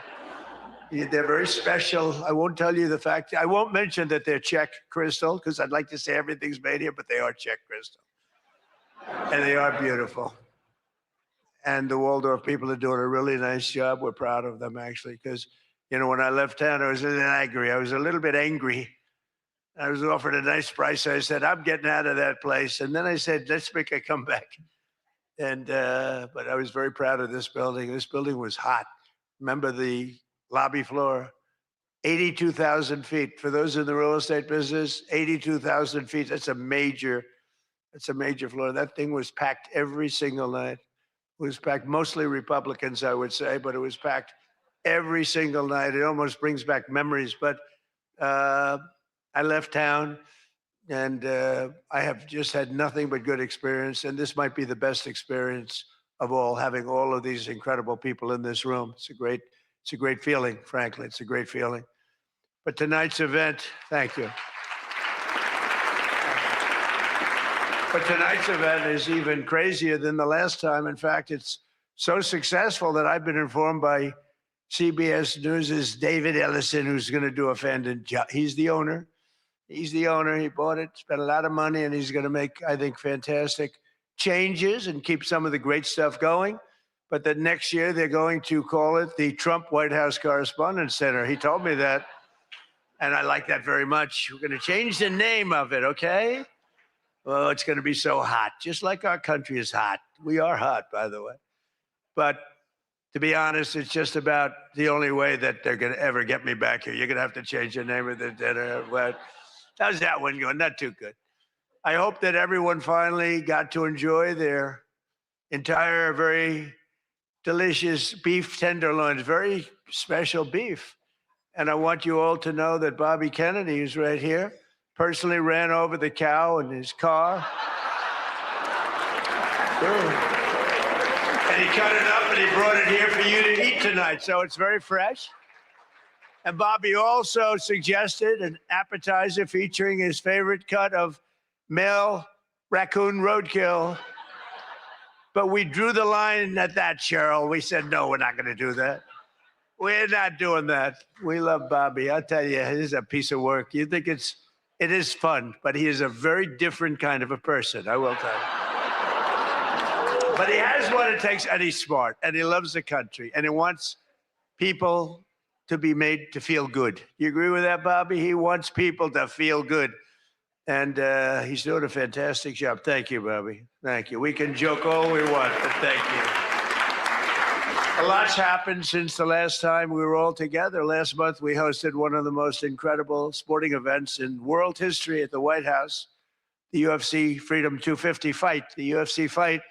When I announced that we're going to build a boxing ring right outside of the front door of the White House, that took a lot of heat. But it turned out that was, they say, about the most viewed fight in history. It was beautiful. So many things happened. It was supposed to rain.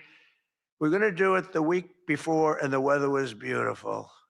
And the weather came and it went, and now we came up to Wednesdays. They said, sir, this was on a Sunday night, replacing 60 Minutes, which is nice and unusual because usually it's Saturday night. And they said, sir, this was from Wednesday on. Tell me about weather, right? Sure, it's going to rain. I think you're going to have to. It's going to be one of the worst storms that we've seen in a long time. It's coming up the coast. It's going to hit you on Sunday night. It's going to be a disaster. I'm saying, can you believe? And you saw the ring we built, Dana White, the great Dana White, and everything. We had the best fighters in the world. Turned out we had the best fights that most people have ever seen, including me. It was just a miracle. But what happened is we're waiting for this rain to come all day long, and it's coming, and it's horrible. And it's 8 o'clock, and we say, I think it hasn't rained yet. I said, maybe we should postpone it an hour. Maybe we should make it the next day. We didn't know what to do. And finally, we just said, let's just have it. And it never rained. It was perfect. In fact, the week before, it was 92 degrees. It was nice, but this was like 72 degrees. And the rain was coming, and it came right over the White House. And it was like, thank you very much.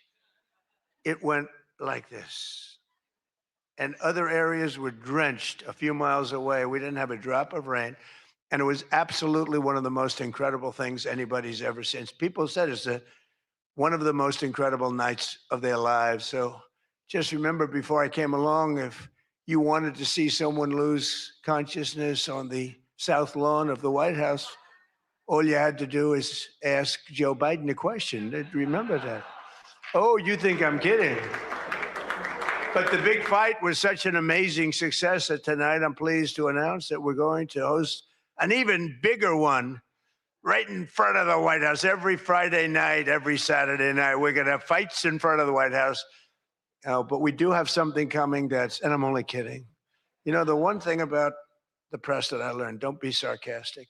Because I'm a very sarcastic person, and I get sarcastic, and most people know that, but you have some bad people that will write it exactly like I say it. And I said I was only kidding. But we are going to have Indy 500. Roger Penske's coming in mid-August, and they're going to have it all throughout Washington, the greatest cars, the greatest drivers in the world. And that's going to be something. Already they have over 350,000 people signed up, going down Pennsylvania Avenue, around the Capitol. And Roger, who's incredible, he won the Indianapolis 500 20 times. Think of it. Germany, Japan, all these countries, they spend billions and billions of dollars trying to win the Indy 500. And Roger wins it. He literally won it 20 times. On the 18th time, I said, you know, that's amazing. I'm going to give him the Presidential Medal of Freedom. And I had him up. And then he won it 2 times after that. The guy's amazing. And he lost the last one by about 6 inches, if anybody watched it. So they're coming here, and it's going to be something really exciting. We have unbelievable events. Look, it's an unbelievable country. And on July 4th, we were over at the mall, and It was raining. It was supposed to be really bad again. And we had 450,000 people show up, and that's a light number. And I was told, sir, we're going to have to cancel the event. This was not good. And it was drizzling a little bit, not raining very hard. And people are calling me, friends of mine were calling me. And I got a call from Brett Baer. Brett Baer said, it's not raining. I said, where are you? I'm standing at the mall and I'm waiting to go in the White House. Then others called up. They said the same thing. And I said, you know, this is terrible. But there was lightning, not big lightning, but you don't have to have big lightning. It takes just a little bit to do some big damage. So they said, everybody must leave. 450,000 people were forced to leave, and they left. And then I said to myself, I said, let me call up and find out what the hell's going on. And I called up and I spoke to a brilliant young man. He said, don't worry about it, sir. We can do it in a couple of weeks. I said, you can't do it in a couple of weeks. This is the 250th birthday. In 2 weeks, what are we going to do? Say, let's go? We're going to have a redo? No. I said, I'll speak if I have to speak at 3 o'clock in the morning, 2 o'clock, 1 o'clock. I don't care. Call them all back. They're all gone. 450,000. And most of them were in cars or heading back to Texas. And it was sad. And we said the show must go on. Very much like here, we said the same term, right? The show, it's a great term. It's true in life. The show has to go on. The show must go on. And I said, the show must go on. I put it out on Truth. The show must go on. And we had probably, Peter, 150,000 people come back up higher. Maybe. Thank you. Let's stand up, Peter. Tell them more, right? It might have been more, but it was amazing. It was just an amazing crowd, and actually worked out better. A little like this, it worked out better than if we had done it at the normal 7 o'clock, 8 o'clock time. It was incredible. We started speaking at 11 o'clock in the evening, but tremendous numbers of people. Thousands and thousands came roaring back, and it was a great evening, and it was a celebration. And we didn't do it the following day, and we didn't do it 2 weeks later. We did it when we were supposed to do it. It was a fantastic celebration. But I can exclusively reveal to you this evening that for the heaviest of the heavyweights, we will have sloppy Chris Christie, one of the sloppiest human beings you'll ever meet, fighting, I would say, I could mention the governor of Chicago, but I'm going to mention instead Jerry Nadler. And they're fighting for a big piece of cheesecake, big fat piece of cheesecake. Who the hell wrote that line? But it is true. And then you have a Congresswoman, Alexandria Ocasio-Cortez, AOC +3. That's her 3 friends, right? AOC +3. And I watched her give that answer when she was over in Europe. It was not a good answer. If I ever gave that answer, I would be out of politics. Remember, you cannot have a 19-second wait time to answer really a quite simple question. But we'll then have a rematch against an extreme, simple question on a foreign policy from Munich Security Conference. It was a big security conference, and this was our first time up in terms of that.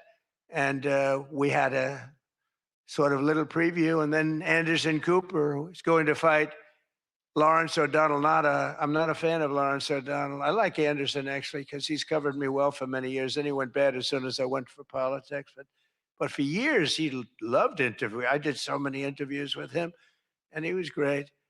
But, you know, he's got a little different persuasion than me in many ways, actually. And Lawrence O'Donnell, never liked him, never thought he had any talent. But he's still making a living, so I can't knock it. But we had a contest for who had the lowest ratings and the lowest IQ on television. And that was actually Don Lemon, I think. You know, when I said that he's the dumbest man on television, I said, you know, when you say some things, you never make a comeback. It's not like, oh, gee, hey, Don, let's have dinner some night. But I know what I'm saying. And then you have Bette Midler and Jane Fonda actually held a concert to protest the first UFC fight. They didn't want to see the fight. Very few people want. They held an event. Like 3 people showed up. And given the choice between seeing some of the really beat up faces of the UFC, almost everyone chose the people in the UFC. It was between the 2 of them of the UFC. And what about Bruce Springsteen? What the hell happened to that guy? He looks like hell. I don't care what anyone says. I'm not supposed to say. I'm sure he doesn't like the way I look, but I don't look so bad. But at a recent concert, Bruce, all he did was talk politics. He ought to run for office. That'd be interesting. But all he talked about, he made 4 political speeches in his 3-hour show. The tour has been renamed Bored in the USA. And his new song was so bad that Chris Christie, who's like a fan, you know, he goes out and tells everybody how he hates Chris Christie. Keep that guy out of my... And I see Chris Christie there again, high-fiving Bruce Springsteen in the aisle. And Bruce Springsteen saw him and didn't even lift his hand up. And I just wanted, because I used to be friendly with Chris. Chris, when somebody doesn't like you, write them off. Forget it. You got billions of people in the world. You don't have to make a jerk out of yourself. But usually a comedian hosts this dinner. And I think we sort of changed it. Tonight we're going to have somebody who I think is really spectacular. But I've watched comedians get up for the dinner because I have been here actually quite a few times. People don't realize. And there's one time in particular when Barack Hussein Obama hosted it. Do you know who that is? And he hit me hard. But actually, he hit me with respect. I was sitting with Melania at a table, and you had Brooklyn Decker, supermodel, at a table right next to her. And I really always will like her. She's married to a great tennis player, Andy. And she was at the table, not at my table. And I have watched this clip thousands of times. They keep playing it because they think that was the evening I decided to run for president. It was not. In fact, I loved the evening. I looked at my wife. I said, can you believe it? All these people, that's all they're doing is talking about me. I love this dinner. It's true. And Obama was nice. You know, it's amazing how things work out. He actually showed a picture of the White House with a big Trump on top. Like I put a sign. And, you know, I'm sort of doing that when you think about it, right? I mean, he wasn't really wrong. But no, he was respectful. He was good. But it had nothing to do. It had nothing to do. I just decided that I wanted to make America great again. This had nothing to do with that dinner. I've gotten so many, I've gotten so many calls, and for years they've been saying, was that the moment you decided to run? Really, no.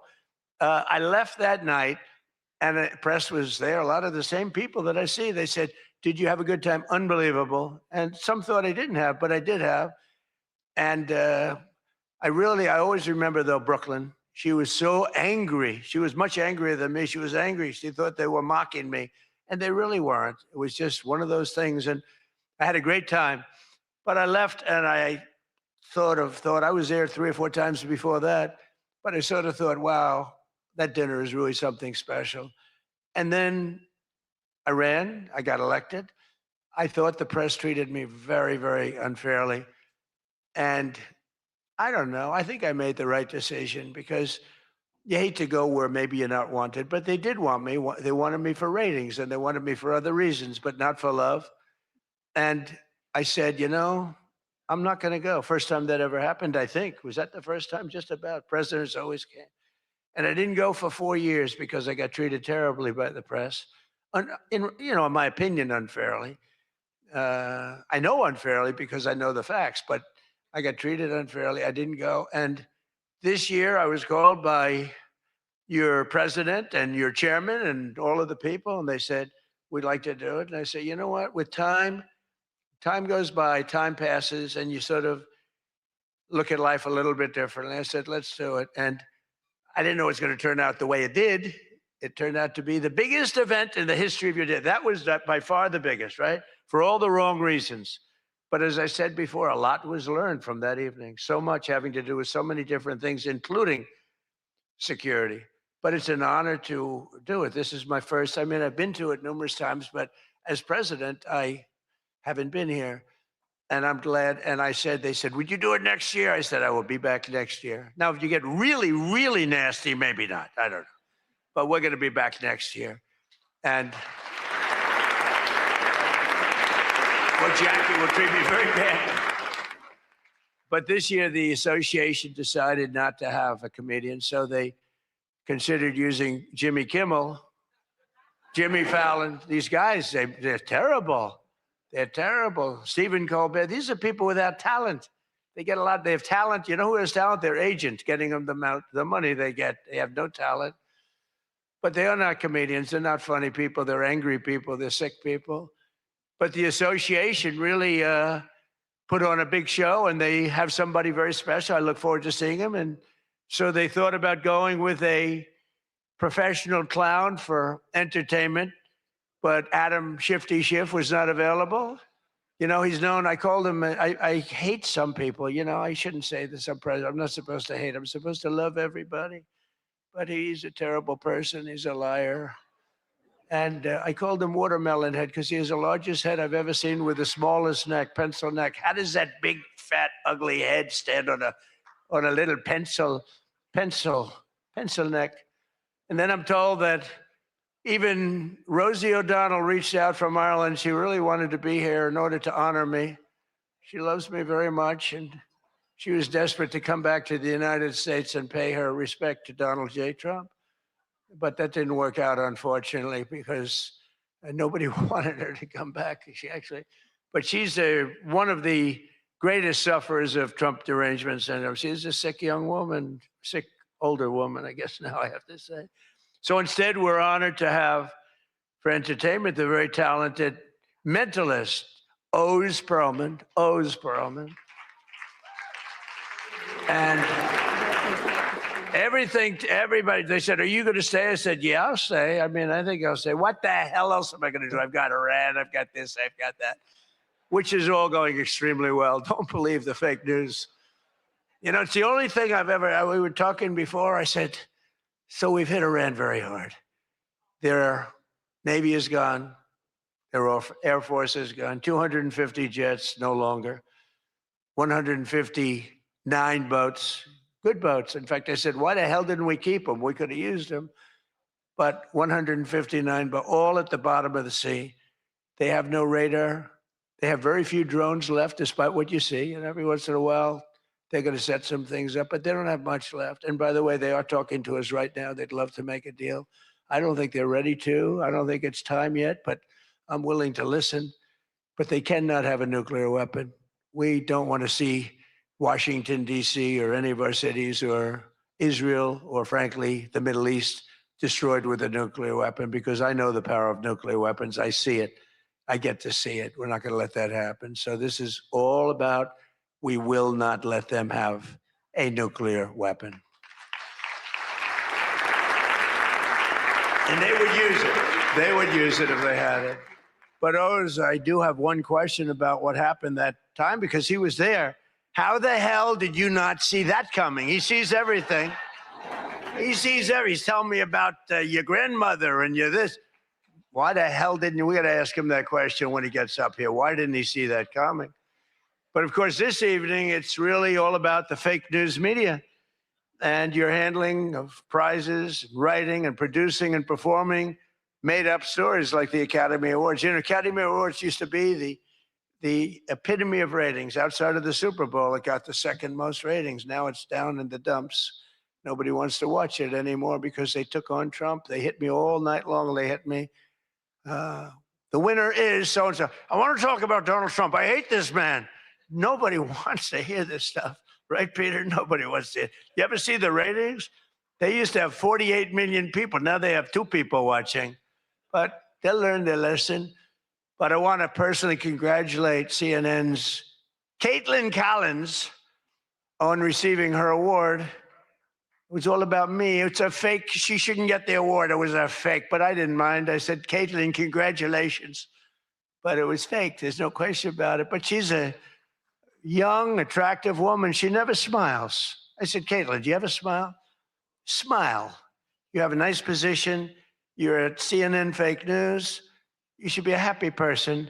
So smile, Caitlin, just smile. But we attack, and I thought Caitlin had really made it big with a major new sponsorship, but then I informed her that it wasn't her on the Bud Light can. It was Dylan Mulvaney. And Dylan Mulvaney cost Bud Light $35 billion in market cap. That was the worst commercial ever made, by the way, for those few people that want to hear that.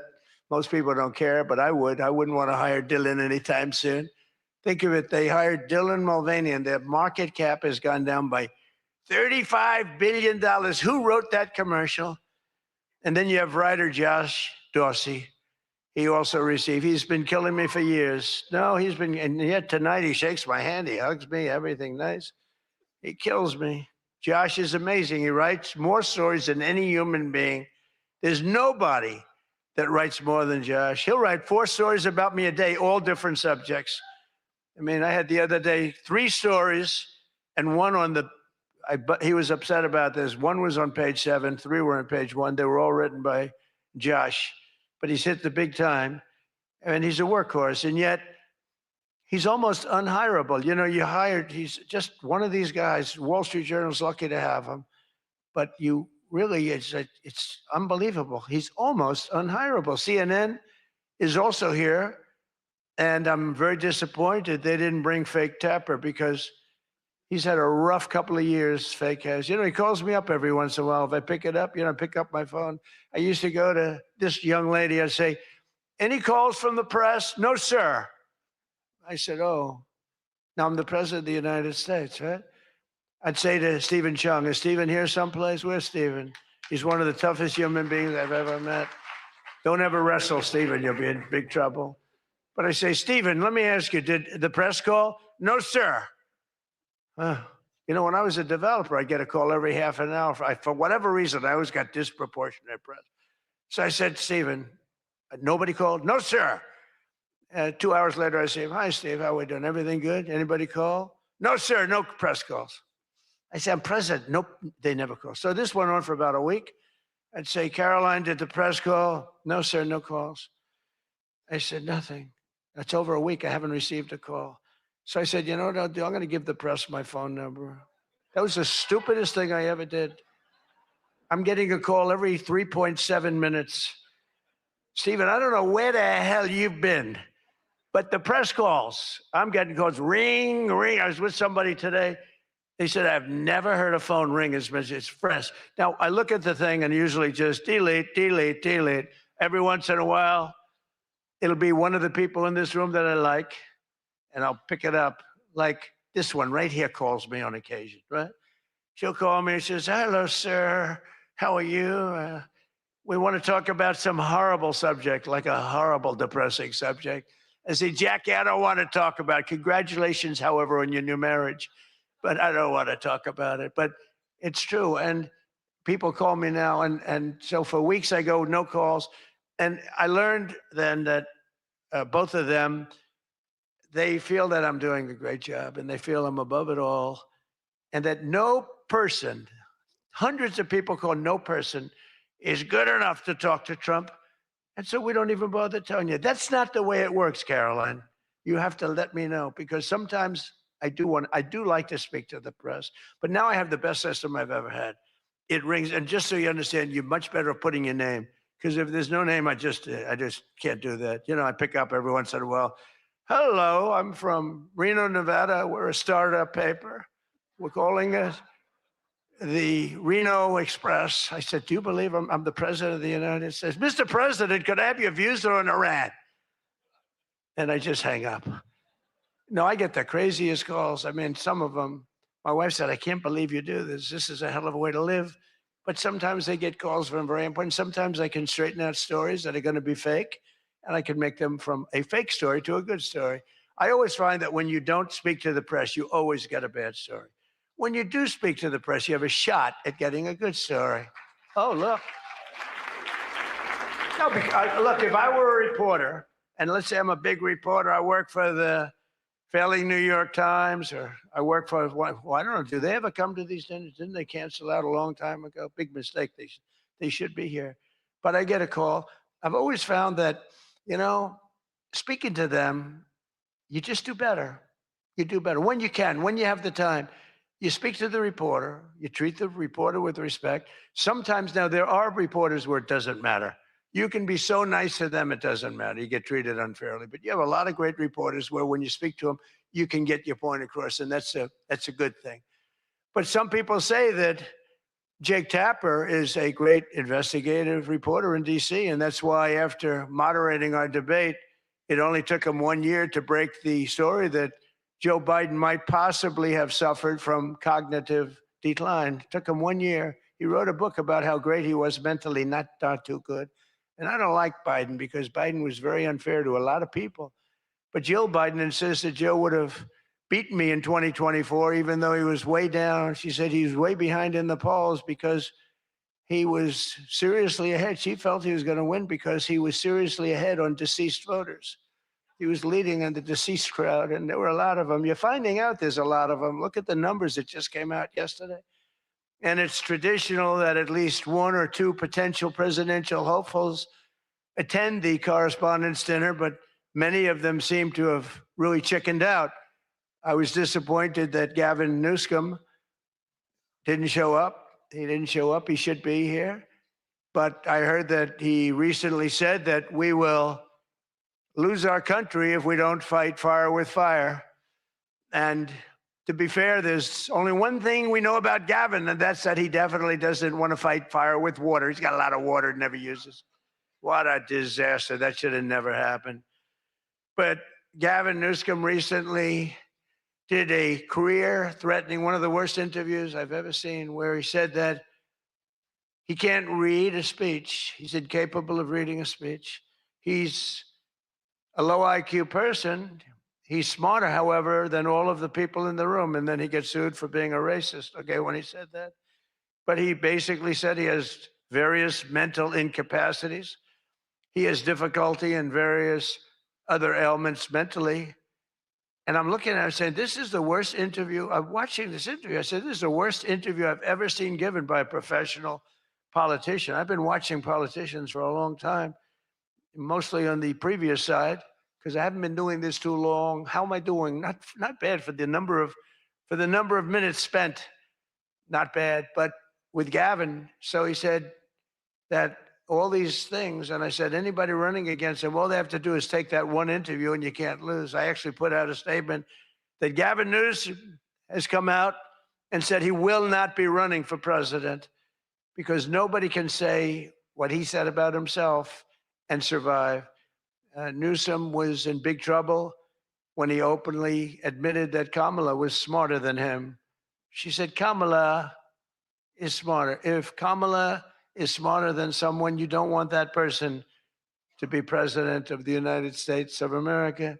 Between California's policies of enabling wildfires, paying drug addicts to be homeless, giving free sex changes to illegals, and telling rich people they're going to take away, all of your money is going to be taken away. People are fleeing, and they're fleeing in droves. We can't have that in this country. It's becoming such a horrible and dangerous location that Ilhan Omar, one of my favorites, and her brother are thinking about moving together, very much in love. The video has surfaced recently of Ilhan giving a speech referring to World War II as World War XI. And they asked her about that. She thought she got it right. But I'm not surprised because she's a low IQ person. And she's also a very dishonest person. And she ought to get the hell out of our country. She shouldn't be here. She shouldn't be in our country. She also calls her brother husband number one.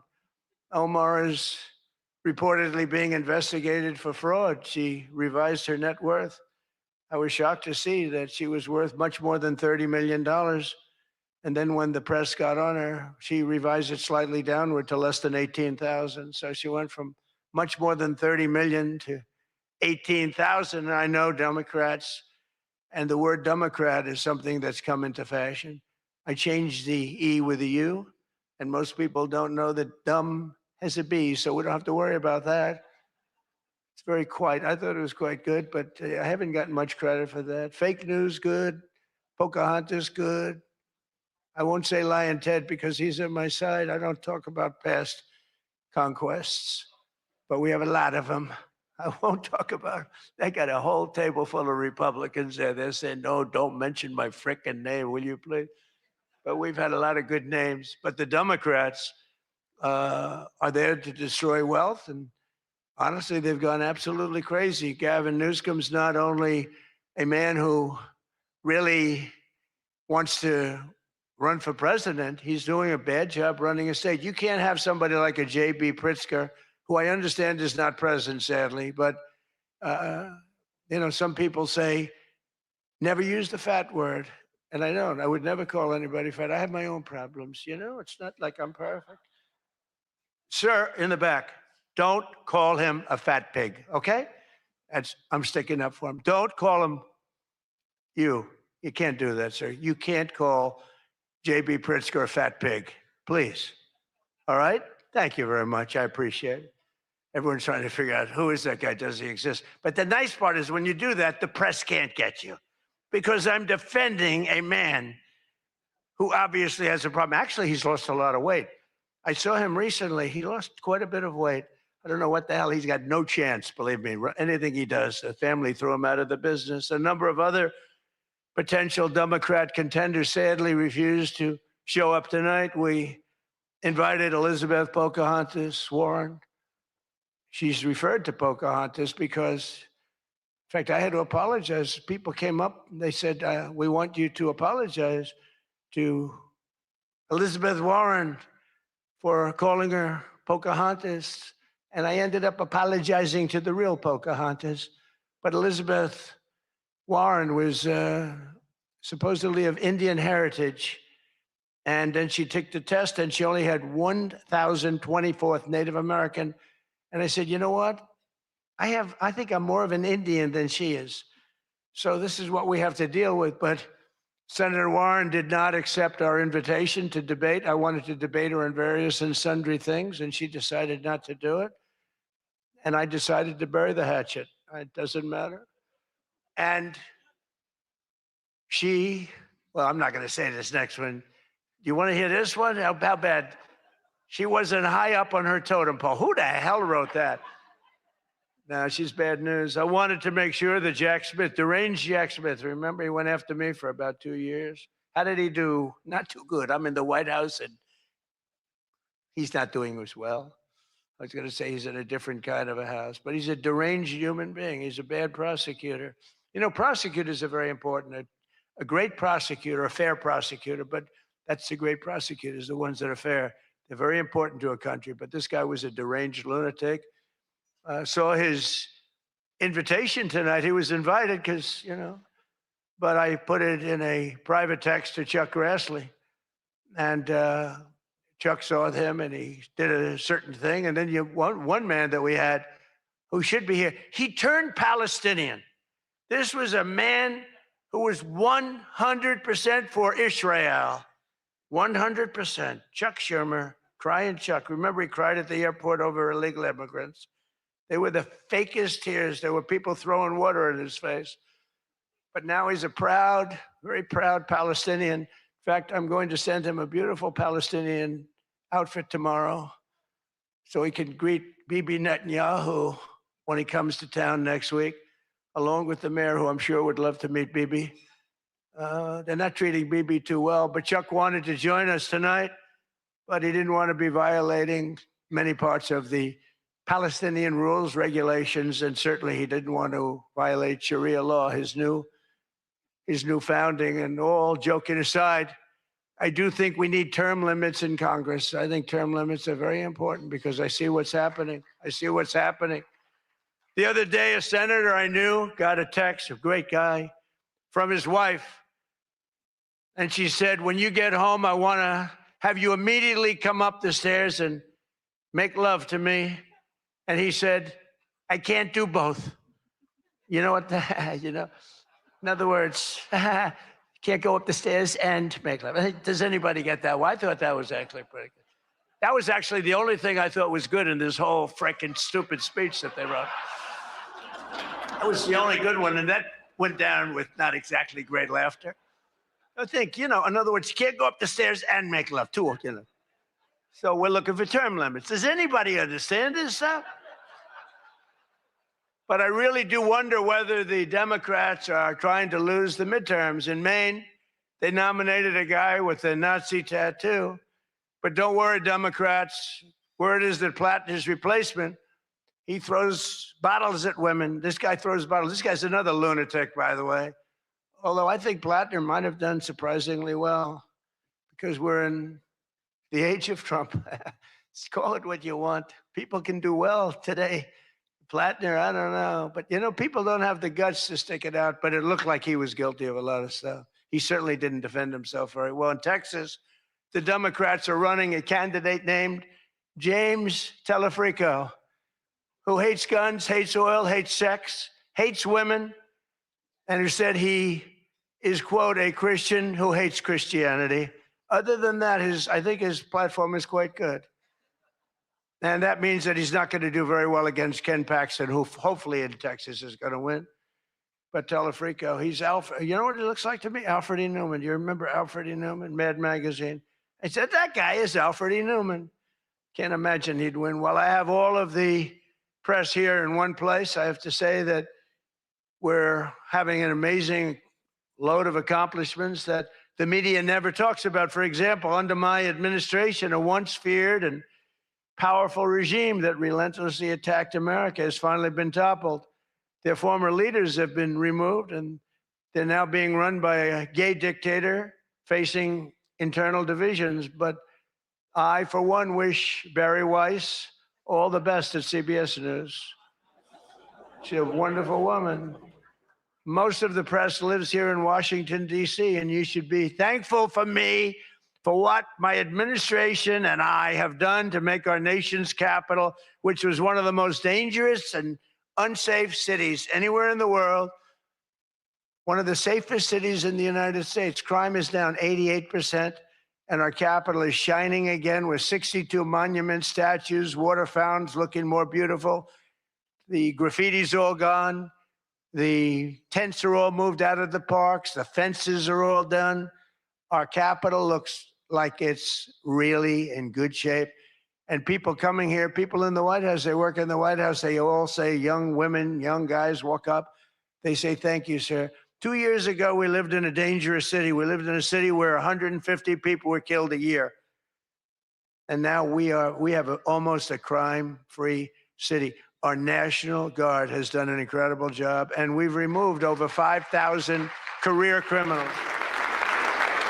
You know, we removed, there's one stat, I think it's a great stat. It's to me, it's fantastic.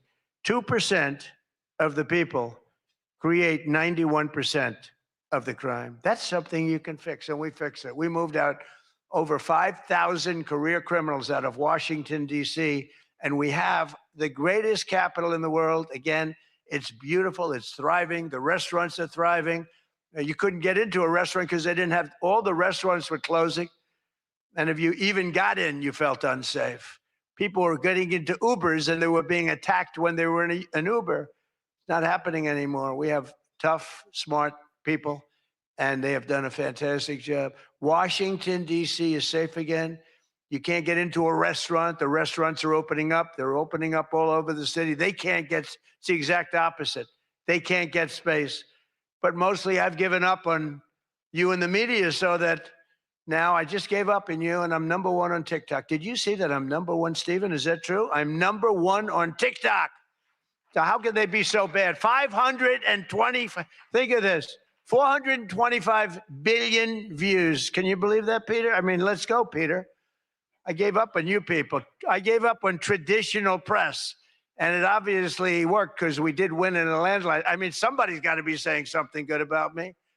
But TikTok, good old TikTok, and I was able to get it sold to a group of very wealthy people, mostly Americans. I was told President Xi, who's a man that I get along with very well, he was a hard no for the sale of TikTok.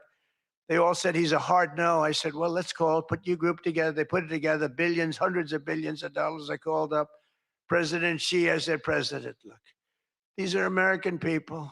They're wonderful people. In fact, one of them happens to own CBS, actually. I mentioned his name. I said, these are wonderful people, and it'll be a good thing. Does it mean anything, President? It's nothing. It's nothing. They love your country. We'd love to see you approve the deal. And he goes, all right. That was it. It was done. And we sold TikTok. And he's a friend of mine. And he's not contributing to problems like other people contribute to problems. So we get along. but we made the deal. But number one on TikTok is Trump, and that's probably why we won. But for all of the trouble that you give me a lot of trouble, a lot of heartache. I hope all of you know that I believe in the free press more than anyone in this room does. Maybe not quite. But that's why I'm proud to be the most open and transparent president in history. They called me that. You know who calls me that? Caroline. That's about it. So would anybody else call me that? I think Peter would call me that.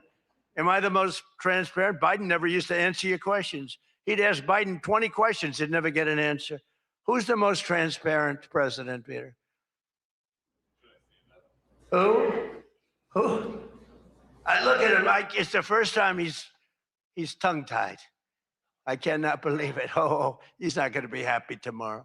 But you people have no idea how lucky you are. When I'm gone, you're all going to be broke. Your business model is going to be finished. No, it's true. When I'm not around, you're going to be broke. There's not going to be anybody to report on. Nobody gives a damn about anybody else. The New York Times the other day had 5 stories about me. You know, before I got into politics, in my whole life, I had 7 front page stories. This is years of success. I think 6 were good, 1 was bad. I had 5 stories, 7, 5 good. Yeah, I had a total of 7 stories on the front page of the New York Times. That's not bad. Now I average about 3 or 4 a day, all different topics, all bad, everything bad. But here we are. I mean, here we are. In fact, when I'm finished, I'm going right back to the Oval Office. So I have to be doing okay. But we are all doing good together. That's why tonight, to show just how much I care about the press, and I want to save your ratings, I'm pleased to announce my intention to, and this is somewhat of a scoop, my intention to run for a 4th term as President of the United States.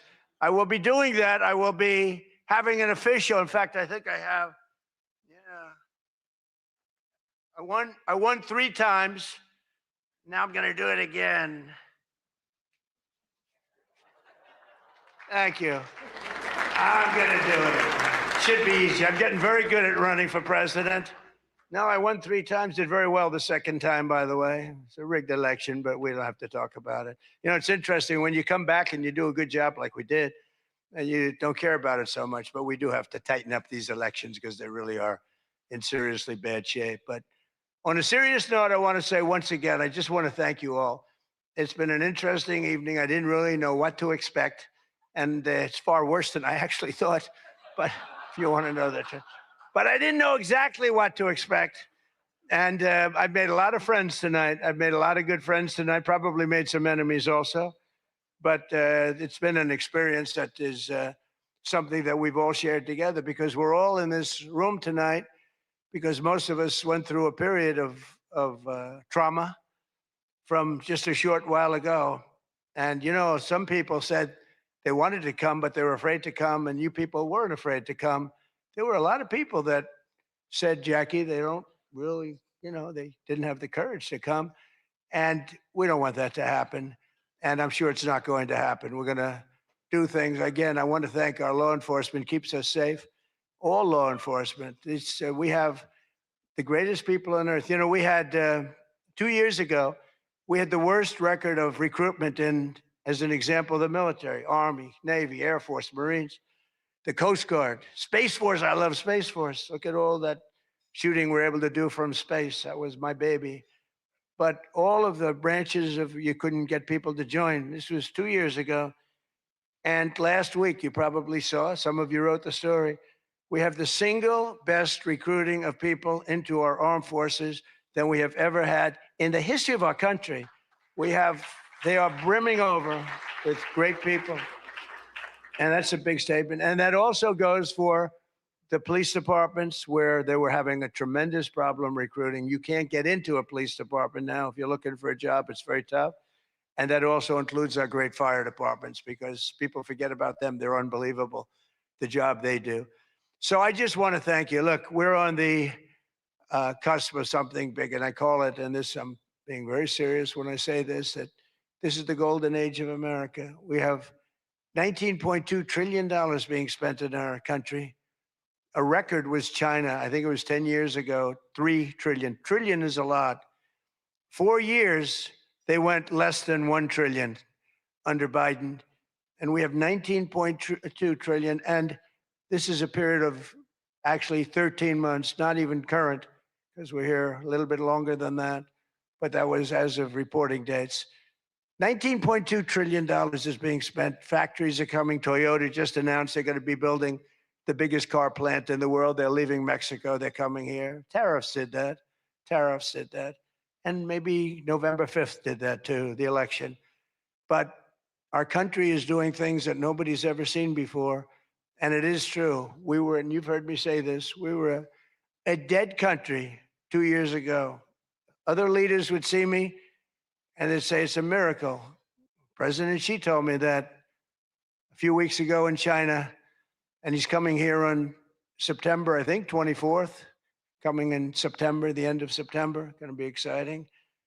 But he said the same thing. The King of Saudi Arabia said it. Everyone said almost the same words.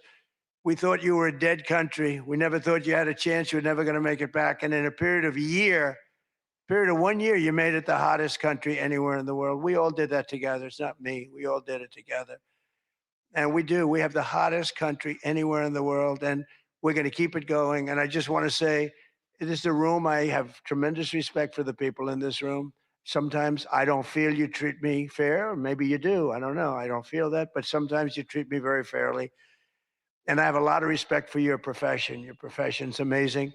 And I just want to thank you for having me. And it's been fun. And I've met a lot of great people. And, you know, I used an expression, and I've used it right from the beginning. I did this for one reason, to make America great again. And that's what's happening right before your very eyes. We have made America great again. It's going to get a lot greater. So thank you all very much. It's an honor to be with you. Thank you. Thank you very much.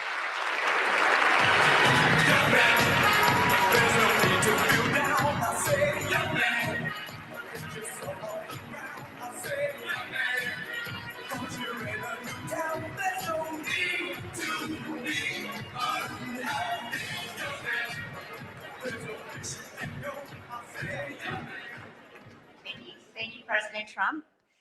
People asked me for several months, how long is he going to speak? And I said, you're White House correspondents.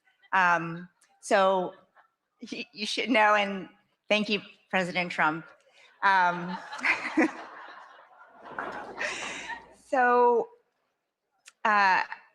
This night is all about the First Amendment. Tonight was on full display. And I just want to congratulate all of our award winners again.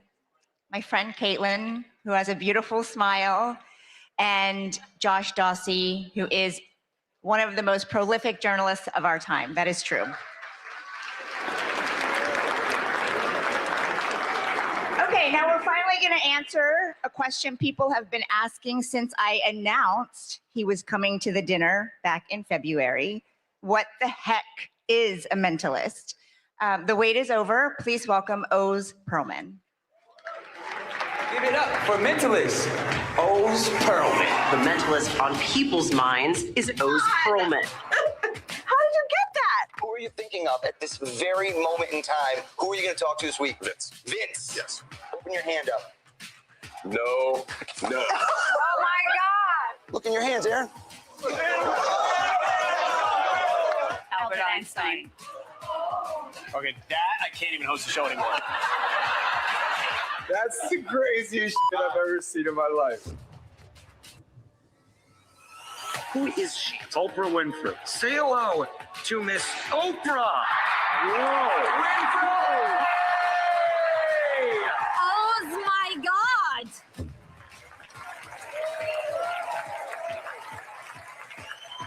Oz, what is the stock I'm thinking?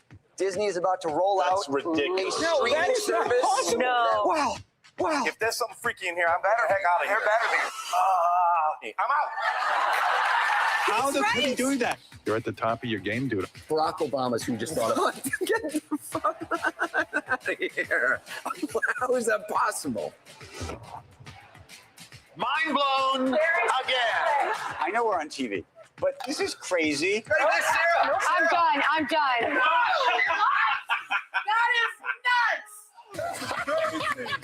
Oh my God. Oh, you're amazing. Oh my gosh. kicks to Jamar, throws to Tanner. That got literally insane. It's like shattered my worldview. I have to rethink how I think about everything. Please welcome to the stage, O's Pearlman.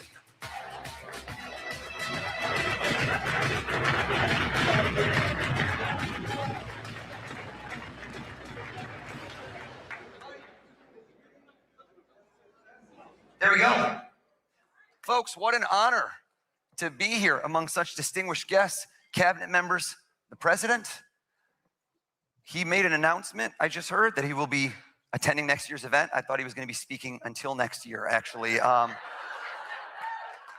kidding. I'm kidding. Folks, I have to give a shout out, honestly, 3 months ago to the heroic bravery of the Secret Service and law enforcement who kept us all safe. Please, everybody.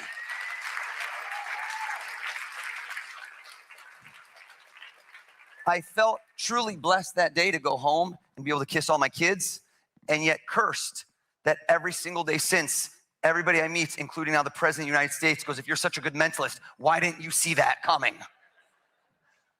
Everyone in here, your words that you broadcast and speak influence minds all around the globe. So all of you, hold up your left hand and picture a globe in your left hand. Good, good. So that's gonna be your other left hand. The guy is wasted right now. Secret Service, code yellow, cut him. No, I'm kidding. I just saved your life. Everyone, imagine at this moment, you spin that globe and you stop anywhere random. Bam, go for it. Follow me with the mic, follow me with the mic. Let's go over to somebody. Let's go to this gentleman whose body language is saying so desperately, not me, not me. Everyone thinks it's fake. I watch this on TV. I think it's fake. Sir, have we ever, right over here, have we ever spoken a word in our life? Red bow tie, aggressive play. No. Okay. What is your name? Steve. Steve, hold up. They love you, Steve. Steve, did you just spin a globe and go to a random place? Yes. Hear me out, folks. In a few months, Steve will forget the random place because there's no meaning. But no, listen to me. And then a year from now, you'll say, who was the guy we saw last year? I cannot have you forgetting me by next year. I'm going to be the show you talk about for years to come. So everyone, I don't want a random place. Everybody, give it another spin. Follow me. Everyone, give it another spin. I want eyes to light up. I want butterflies in your stomach. Everybody stop on one spot, and I want to see a big smile. I want to see excitement in your eyes. That guy just winked at me. I don't know why. Follow me with the mic. Right over here, this gentleman with a perfect head of hair. They're going to hold the mic. They're going to help you out. Tell us your first name. First name is David. David, stand up, please. Give him a hand for helping me out. Give him a hand.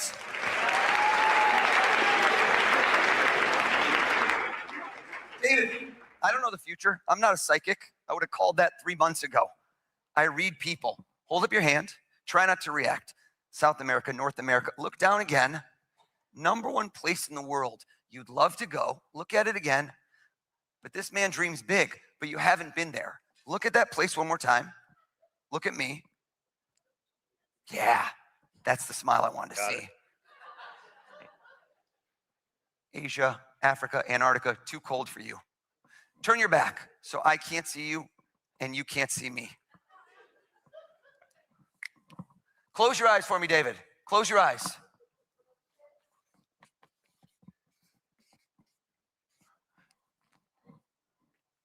David, was there any hesitation in your mind? Were you on the fence? Look, the shift in the posture, the weight on the right foot. Close your eyes. My boy just changed his mind. Come on, David. He just said in his head, he goes, if I'm not paying, I'm going big. There's a passport involved. David, keep your eyes closed. Keep your eyes closed. Keep your eyes closed. What was the place when I said spin it? Stop right there. Where did you want to go? Tell us. Taj Mahal. What? Can I ask you a question? Yes. That's why I said you shifted your balance. Have you been there before? Never. I'm so curious. Let me ask you a question. You never know how this works. Did you change your mind? No. Were you thinking initially of a place and you go, I've been there, so it's too obvious, and at the last moment you changed? What was the first place you thought of? Big Sur, California, where I just visited. And then Taj Mahal was your was the layup. There it is right there. What did you think of after that? I saw you chilling, relaxing. Was there another place you were thinking of? Great Wall of China. Okay, close enough. I'll take Big Sur. Turn around. Maybe you're just drinking Fiji water. I'll take it. I'll take it. Did Fiji pop in your head? Fiji came at one point, I will say. Fiji did come at one point. This guy's like, I'm going on an all-expense vacation. I'm doing a world tour here. I say think of one place. That's fine. That's fine. Have a seat for me. You got it. No, what? Hear me out. Hear me out. What happens if somebody lies in my show? Right? What happens if somebody lies in my show? And this room never lies, so there's no chance. Watch this. I need to put some skin in the game. Right now, if I lose, what happens? Nothing. I already got paid for the show. Let's come out in this crowd. Raise your hand if you have any cash on you. If you have any money on you, raise your hand. What is this? All the cabinets broke? What's going on? Where's that super PAC money? Follow me. I'm going, you know what? I see the name tag. I don't have to read minds. Acting Attorney General. Let's go over to this gentleman. Introduce yourself, please. Pardon me? Tell us your first name. You don't know my name? I know it, but it seems fake if I know, Todd. I can say it. Stand up. Give my hand, everybody, for helping me out. Todd, just tap on the mic. Let's make sure it works. Are you a money clip or a wallet kind of guy? Don't take it out. No, neither. It's more like a wallet. Okay, it was a multiple choice. That's okay. Do you know, and I always ask this question because you never know. You're going out. Cash isn't as common now. Do you know exactly how much is in there or you're not sure? I'm not sure. I like that, right? Hashtag baller. No. I want you to count it, but hold on. Do it under the table so there's no way I could see. Under the table and move away with the microphone.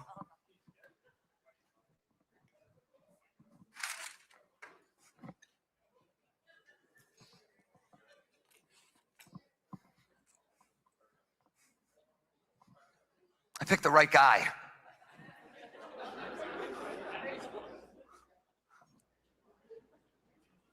Stand up. Lie to me. Don't tell me how much money you really have. Make up a lie. Make up a lie.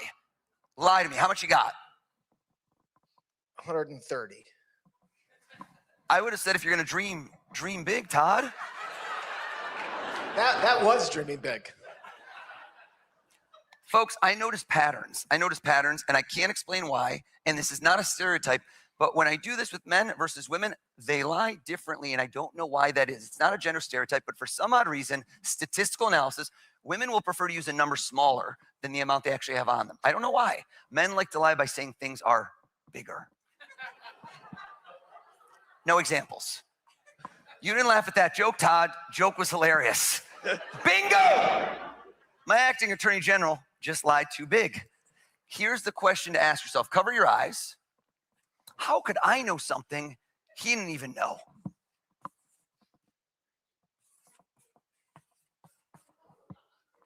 I'm going to show you over here. I'm going to show the president. President's still admiring the Czech crystal, I'm noticing. Those are beautiful chandeliers, sir. Open your eyes. How much you got, Todd? $85. $85, everybody!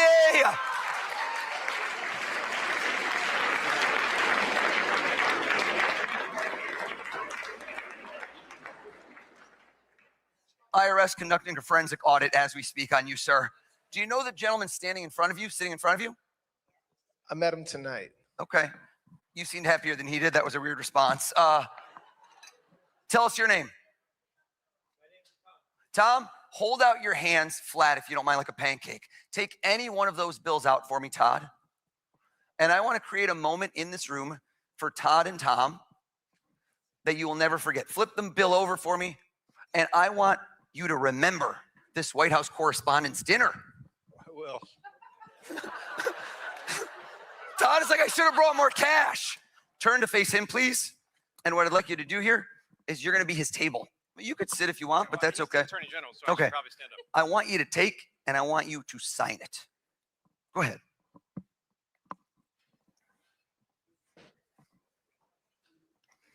and then hold it up so everyone can see the federal offense you have just committed. He just clearly lost the Senate confirmation hearings on camera. I'm teasing you, Todd. Todd, did you sign that bill? I did. I don't know why you're smiling over here, Tom. You're an accessory to the crime, sir. Okay. This is the acting attorney general. I want you to take that bad boy, fold it in half, please. Fold it again. And I want you to recount the moments that just happened under oath in court. Did you touch that bill, Todd? Yes. Did Tom touch the bill? Yes. Did anyone else ever touch that bill, sir? I'm sure someone else did, but not tonight. Okay, well, statute of limitations. I want to make sure nobody ever wants to touch it in the future. Fold it in half. Fold it again. Sit on it.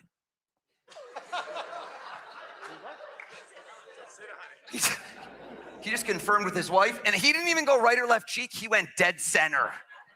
That's a man who takes no chances. I'm going to ask every one of you in this room a question. Here's what I'd like you all to do right now for me. Journalists, accomplished people who like to get to the bottom of things. I want everyone to take a deep breath in, and I want everyone to give me a nice strong exhale out. And I want you to close your eyes and visualize that sitting across from you. I have this question I love to ask you. I say, if you could interview, in this room I call it interview. Sometimes I say have dinner, break bread, ask questions. If you could interview somebody famous, but let's make it hypothetical, dead or alive, past or present, anyone that's ever lived, it's a fascinating question. And I want you to visualize, that's the key, is not just see it in your mind, but see that person sitting across from you. Open your eyes, nod your heads if you've already done it. Nod your head. Some of you are quick on the draw. Some of you are still relatively sober, given the fact it's, I think, 3 a.m. at this moment. I lost track of time. If you haven't yet done it, crunch time, everybody. 3, 2, 1, done. Wake up. Everyone, give me a big clap over your head if you can see your person clear as day. Give me a big clap. All right, follow me with the mics. We're going to go rapid fire here. Follow me with the mics. Follow me, follow me. Come on over. Give me another clap. I like the fact that this gentleman right over here, can we see him? We're going to point over. Looked at me, distinctly looked at me, clapped, nodded, then shook his head. I don't even know what that means. I saw you coming. You saw me coming? Yes, I did. And you're like, what do I do? How do I avoid him even though I'm sitting in the front row? Push my wife in front of. Push your wife. I love chivalry is not dead. What's your name? I'm Ed. Ed? Yes. Parents nailed it. You look like an Ed. I think that's perfect. Have we ever spoken a word in our life ever? We have not. Stand up for me, Ed. Now, if I go head to head, toe to toe with Ed, I don't think it's good enough. It's not good enough. The more people I can do this with, the more impossible it becomes. Give me some more claps. Follow me with the mic. Follow me with the camera. Follow me with the camera. Oh, follow me, follow me. Come on over. This was an incredible smile. Arms extended. She threw in a belly dance. I reward extra credit. No, Ed, stand up. We didn't get rid of you. I love you, Ed. Let's go right over here. Tell us your first name. Michelle. Stand up. 2 L's? I'm a mind reader. Come on, Michelle. Come on. Another clap, another clap, another clap. I look around. This was a moment. We had a moment right over here. If you go to this young lady, she looked at me, and when we made eye contact, Ed, she did not nod, she did not shake her head, but rather when we made eye contact, she closed her eyes tightly as if to activate some sort of camouflage shield, saying to herself, if I don't see him, does he still see me? I see you. Tell us your name. Aaron. Stand up for me, please. Okay. I now have 1, 2, 3 people thinking of 3 different people they want to have dinner with. This side's feeling no love. I can see it in your eyes. You're feeling no love. So let's keep it going. 2 more people, rapid fire. Follow me with the mics. Follow me. Give me some claps. Give me some claps. Your joy is effervescent. Also, the pocket square, 4 ripples. Next level, my friend. Next level. What is your name? My name's Kevin. Kevin? Yes. Stand up for me, Kevin. I never go past 4. Give him a round of applause. Make some noise. But this is not just any event. This is the White House Correspondents Dinner. It's been going on over 100 years. I'm the first mentalist. One more group, right over here. I didn't even tell you I would do this. Give me a clap. Let me see it. Who thinks they have someone I will not get? You will be my Fiji water. Who will that be? Give me a clap. Okay, all of you with the big clap, you're too confident. I don't like it. I like the people that are on the fence. I like this young lady right over here. This young lady looked over. She squinted at me. She didn't clap. She just gave me an I'm looking at you, buddy. Tell us your first name. My name is Alex. Alex, give Alex a hand too as well. Alex, Kevin, Ed, Aaron, Michelle with 2 L's. Each of you, I asked to think of somebody famous sitting across from you, and you are at the edge of your seat, scintillating, asking them questions. Sit down if it's Jack Kerouac. No. Folks, don't hold the applause in. Let it out. Let it out. That's so obscure. Like, you should not have gotten. Never bring a knife to a gunfight. Joke is too soon. Too soon. Too soon. Have a seat for me, please. That's it. That is 100% it. I know. I can read your mind. You know, That's what I you know that. Yeah, you don't have to keep everyone telling else, me. that was it. Have a seat. Thank you. I like how Erin just rethought her choice. She's like, mine's too easy. Mine's too easy. There's no way you would know. Kevin, you are a ball of positive energy. Just looking at you has uplifted my mood without caffeine. I can tell you for a 100% fact, I'm not even gonna hedge, not 99, not 100% live TV. Your person is alive and well, am I correct? You are correct. How did I know that? Your vitality, your energy. Versus if we could point the camera at Ed, Gerard, Ed is over here, that's that guy. Ed has dead guy vibes written all over him. Come on, man. I'm feeling pretty. Is it a dead guy, Ed? Vital. Is it a dead guy? It is a. Yeah, It is a- classic Ed. That's hilarious. Yes. Yeah. Dead guy. Why are you on the fence? No, he's definitely a dead guy. You weren't sure if he was dead or alive? No, I'm saying I'm vital. I'm just saying he's dead. Oh yeah, it's nothing about you. You're gonna live to 120, baby. I'm talking about the person you're thinking of. Yeah. You know what? Arms behind the back. This guy's very proper. He's done a lot of World War II biographies. Sit down if it's Winston Churchill. You're right. Oh! Yeah. Folks, I'm getting 6% applause on things that deserve 120. Have a seat for me, Ed. Have a seat, Ed. Have a seat. Bless you. I knew you'd sneeze right then. Aaron, playful hair adjustment, always a guy. It's always a guy. The hair adjustment twice, it's a guy. Am I right? It's a I man. could tell. I could tell. Wasn't playful hair, but it was just an adjustment. Okay, there's no implications here. I like how Tom just told Todd, he's like, why didn't you bring more money, bro? Why didn't you bring more money? I did this last week. I filmed my Netflix special. And I did this, and the last person standing thought of a movie star. And when I got it right, he did not sit down. And the tension grew in the room. And I said, sir, did I get it? He goes, yeah. And I go, okay. And he goes, oh yeah? What movie am I thinking of? I'm like, buddy, there's no on-demand feature. It's always, I wonder what movie she's thinking of his, but I'm gonna go with it.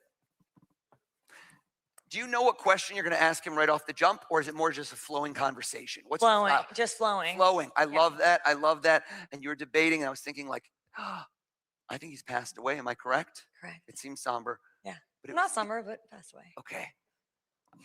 I don't know which movie. Tell us all, who are you sitting down to dinner with? Who's across from you during this scintillating interview? Jerry Garcia. Are you wrong? Don't ever doubt me again. Don't you ever doubt. You scared me!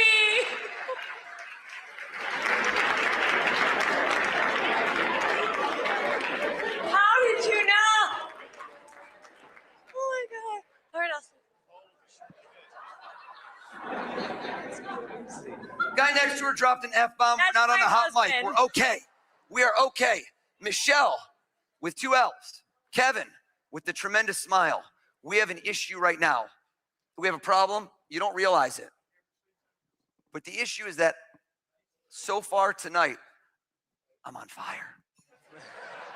No, don't you smile, Kevin. It's a bad thing. I set the bar too high too soon, which means that right now, I can no longer guess who you're each thinking of. Because you will say to me later, what'd you think of that guy O's? And you're like, he's pretty good, but then he did it 4 or 5 times, he plateaued. Kevin, I don't plateau. I peak. So I'm gonna hand each of you We're gonna hand you each a poster board and a marker. If we can grab, come on, I need you. We're gonna hand you each one. Don't open the markers yet. The markers, just because people try to unscrew them, they just pop. Don't do that, Kevin, don't do that. Hand each person one, and each of you, very important, don't open the marker, hold them close to you, hold them sideways. Landscape is good. Okay. A little twist there, Kev. There you go. Beautiful, freeze. I'm not gonna guess who you're each thinking of. I'm gonna do something exponentially crazier. You're gonna talk about this for years. This Frisbee I purchased for 82 cents. Amazon Prime, free same-day shipping. This Frisbee has a 1.5 star review. This is literally the worst Frisbee in the world. I could have my friend Tom Brady right here trying to throw it to you. It would not land. It does not fly true. Let's see, who could we get? The president? Yes. No. Will you just throw it for us? Is that okay? I don't know if I can aim it. Secret Service, is this okay? They just went code red, mentalist, no. Is that, I can't throw this. We'll see what we can do. We'll see what we can do. I don't know if I can aim this thing, President. There, okay. You know what? I have a better idea. Throw the hat out in the crowd. Let's go. Someone catch. Or nobody catch. Glassware down. This guy just became his VP running mate in 2028.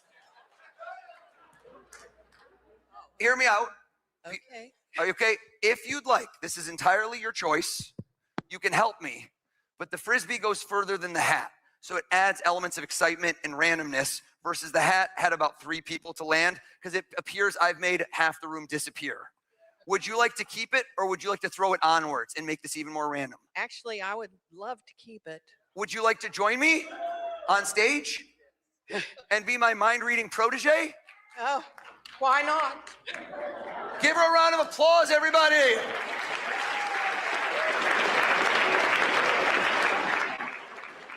I'm gonna stand you right here. We're gonna bring you a microphone.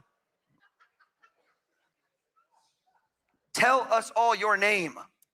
My name is Diane Williams. Diane Williams, have you and I ever spoken a word in our life? No, never. Diane Williams, go ahead and read their minds. How crazy would that have been? Are you kidding me right now? Diane Williams, we need to get into the zone, okay? No. Not really yoga style. I want you to give me your best mind reading pose. Bring the hands up here. That's pretty good. That's more, okay, that's more, it's sunny out. Let's hit them. Yeah, there we go. There we go. Diane Williams, here's what I'm going to do for you. I'm going to assist you. Look at me. I'm going to have you picture a crystal ball in my hands. There is not really a crystal ball. You are going to look down into my hands, and I want you to look through that crystal ball down into my hands, and I want you to nod your head if you are seeing clear as day. 2 people or pretending. Can you see them? Is that a yes? You're really playing this up. And keep your eyes closed. And I want you to repeat over and over in your head who you just saw, over and over in your head. Do you see 2 people? Can you see those 2 people? Close your eyes, Diane Williams. Close your eyes. Kevin, Michelle, uncap your marker. Keep your eyes closed, Diane Williams. I want you to write down your person's first and last name or their name as big as you can. As big as you can, please. Maximize the space on there. The person you picked, write their name as big as you can. Are you done, Michelle? Yes.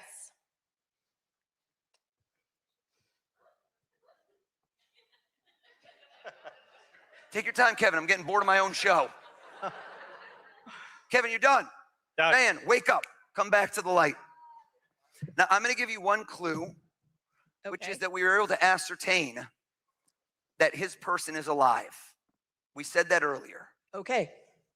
So I want you not just to look into that beautiful smile, but look into his eyes. See the reflection across from him and tell him who is the person he is sitting down to dinner with. The person is alive. Who is it? Michael Jordan. Michael Jordan. Stop. Oh my God. Stop. Folks, are you alive in this room right now? Michael Jordan.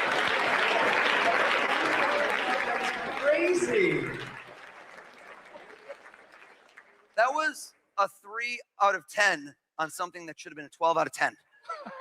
So no, I'm not looking for pity. If lightning strikes twice here at the Waldorf Astoria and Diane Williams nails this, there better not be one butt still in a seat unless you are mobility impaired, in which case I want to see a miracle. So you don't look into Michelle's eyes, you look into her soul and you tell this woman, okay. Okay. What's that? I just saw one name. Okay, well, that's his name. Okay.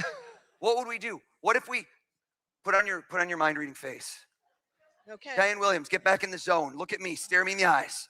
Well, her eye contact is very intense, folks. I hold this crystal ball up. We look through it. We see this beautiful check glass. Down, we look down. We look down and we look down and we see a face. And we say to ourselves, who do we see? You're pretending even though God knows this is not going to work. So I'm hoping for the best. Okay. I don't think it's going to work, but who knows? Are you staring at Michelle? Are you looking into her eyes?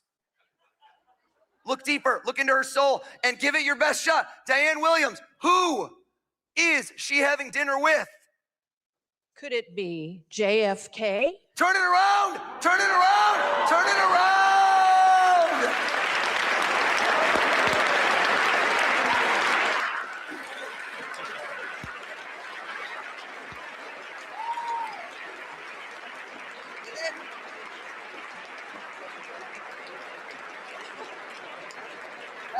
Have a seat.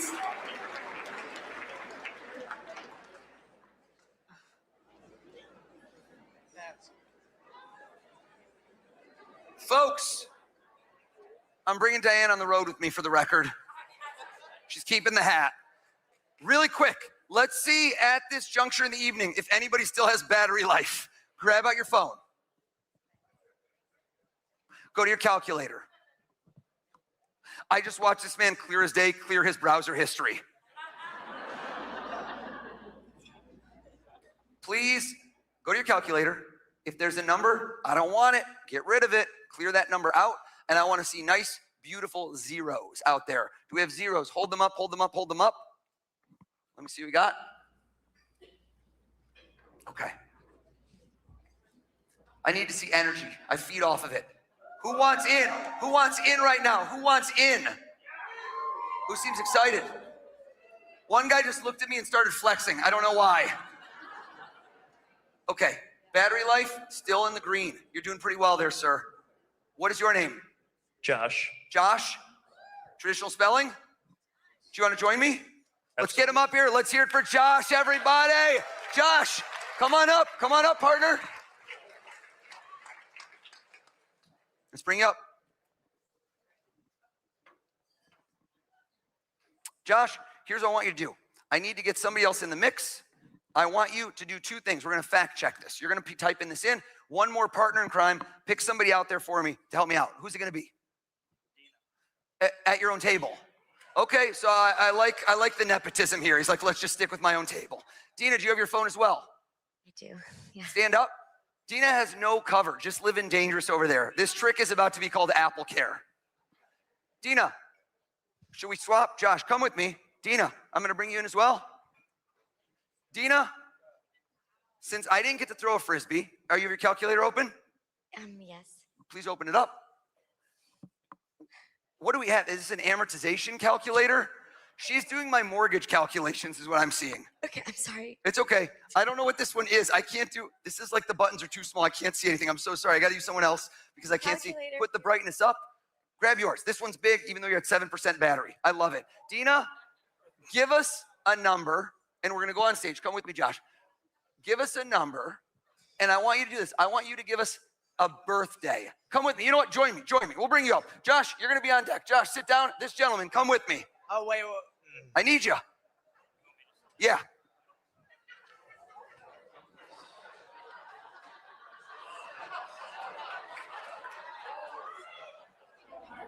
How are you?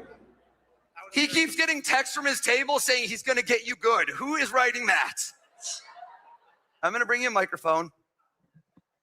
I'd like you to stand here. Dina and Josh, you each get to help me. Dina, tell me the birthday of somebody you care about deeply. So take a moment with it. Tell us the birthday of someone you care about deeply. Go ahead. August 17th. Pause. Whose birthday is that? My husband. Everyone go, oh, good choice. I don't want to touch anything. Put in 817, please. 8, slow. 817. Freeze right there. Okay, have a seat. Thank you, Dina. In honor of Dina picking her spouse, which is a common choice, raise your hand if you are married as well. Okay, most of the room. I need to know why that woman just did this. Did anyone see that? That was a very strange reaction to a relatively binary question. That was a real-time Facebook status. It's complicated. Dina loved that joke. Let's go over to someone new that has not helped me yet. How about right over here? I'm going to go to the gentleman right next to Steve, who I loved earlier, who thought of Bora Bora. That was too obvious, Steve. Make it tough next time. Let's go to that gentleman in the green who felt so slighted. What is your name? Arden. Arden? Arden. That's correct. Arden, quick, what's your wedding anniversary? May 26th. What was it? May 26th. Do times 526, but don't do equal yet. I'm doing the math. August 17th times May 26th. Kidding, I don't know. Michelle thought I could do anything after John Fitzgerald Kennedy.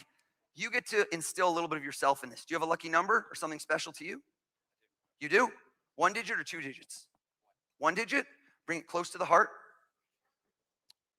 That's your heart. Yeah, we're not there yet. We're not there yet.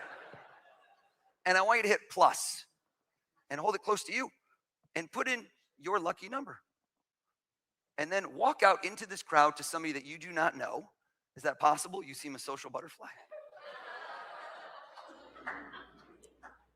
And I want to lock eyes. Look at me, sir. Look at me, sir. 500 times 1,000 is 500 G's. I'm a capitalist. I want 2 commas. I want a third comma. I want millions. What's your name? Colin. Colin. Colin? 1 L or 2? 1. All right, Michelle's not happy. Some of you, your memory is not as good. You don't know why that callback was funny. That's okay. Colin, 3-digit number between 100 and 500. Don't do 1, 2, 3. You're better than that, Colin. You're better than that. You got a number? Yes, sir. I didn't like it. Change. Okay. There it is. There it is. Whisper with no microphone into his ear your 3-digit number. Everybody make ambient ocean noises. Did you hear what he said? We're gonna get the microphone right there, right there. Have a seat for me, Colin. Please type in, this gentleman, please type in a times and put in Colin's 3 digits. You did. Colin, have a seat. Wonderful. Did you hit equals? Not yet. Please. All right. Got to be over 30 mil. It's got to be over 30 million. Is it over 30 million? It is. Okay. I thought that was lightly impressive, but no, it's okay. I don't need the pity applause. Thank you, though, Bobby. Thank you. I'm ready. I'm ready for you. Oh, yeah, I'm not Rain Man. What do we get? That's what calculate, yeah. Read the number? Yeah. All right. 53 million. Hold up. 53 million. 670,000. 600. Oh, I didn't leave enough room. Okay, I'm gonna wrap around. 53,670,000. 682. $682. Bam. Have a seat. Give him a big round of applause. All my helpers. Dina, Josh, way to fact check. I appreciate you. Did you hear me say dollars? Imagine that you go to your ATM, that you swipe your card, that you type in your PIN code, or if I'm there, I do it for you. And suddenly in your checking account balance, $53,670,682. How would you react? Let me see some faces. Okay, I like how some of you didn't hear the key word, checking account. This is not an interest-bearing account. I like how one guy swore under his breath, like tariffs. Folks, you should deploy this capital. Like my man right over here, Todd Blanche, looked at me like that was low. Tom, what did he sign, Tom? Was it a 20, a 50, or 100? We couldn't see. Tom is the guy next to him. What was it? A 20. It was a 20? Todd, are you still sitting on it? Yes. Todd, reach into the abyss. Stand up for me, please, sir. Todd, Check the signature. Is this your bill that you took out of your pseudo money clip? Yes. You marked it, but so did the government of the greatest country on earth with an 8-digit serial number. Read us those digits one at a time, please. Switch to me, please. Switch to me, please. Switch to me, 1 digit at a time, please. 5367062.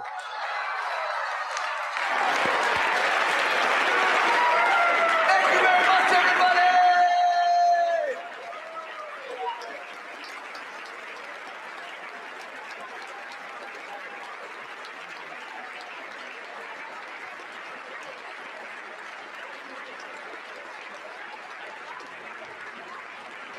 Rose Perlman, truly this has been the honor of a lifetime. Thank you very much, everybody.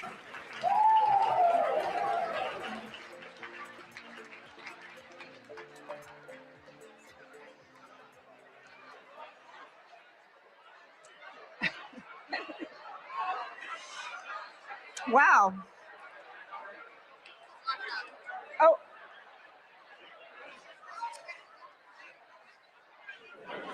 Everyone, thank you for a memorable night. Thank you, Mr. President, for coming to our dinner.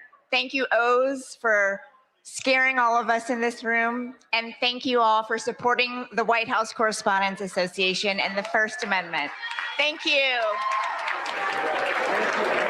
Thank you all. This concludes the 2026 White House Correspondents' Dinner.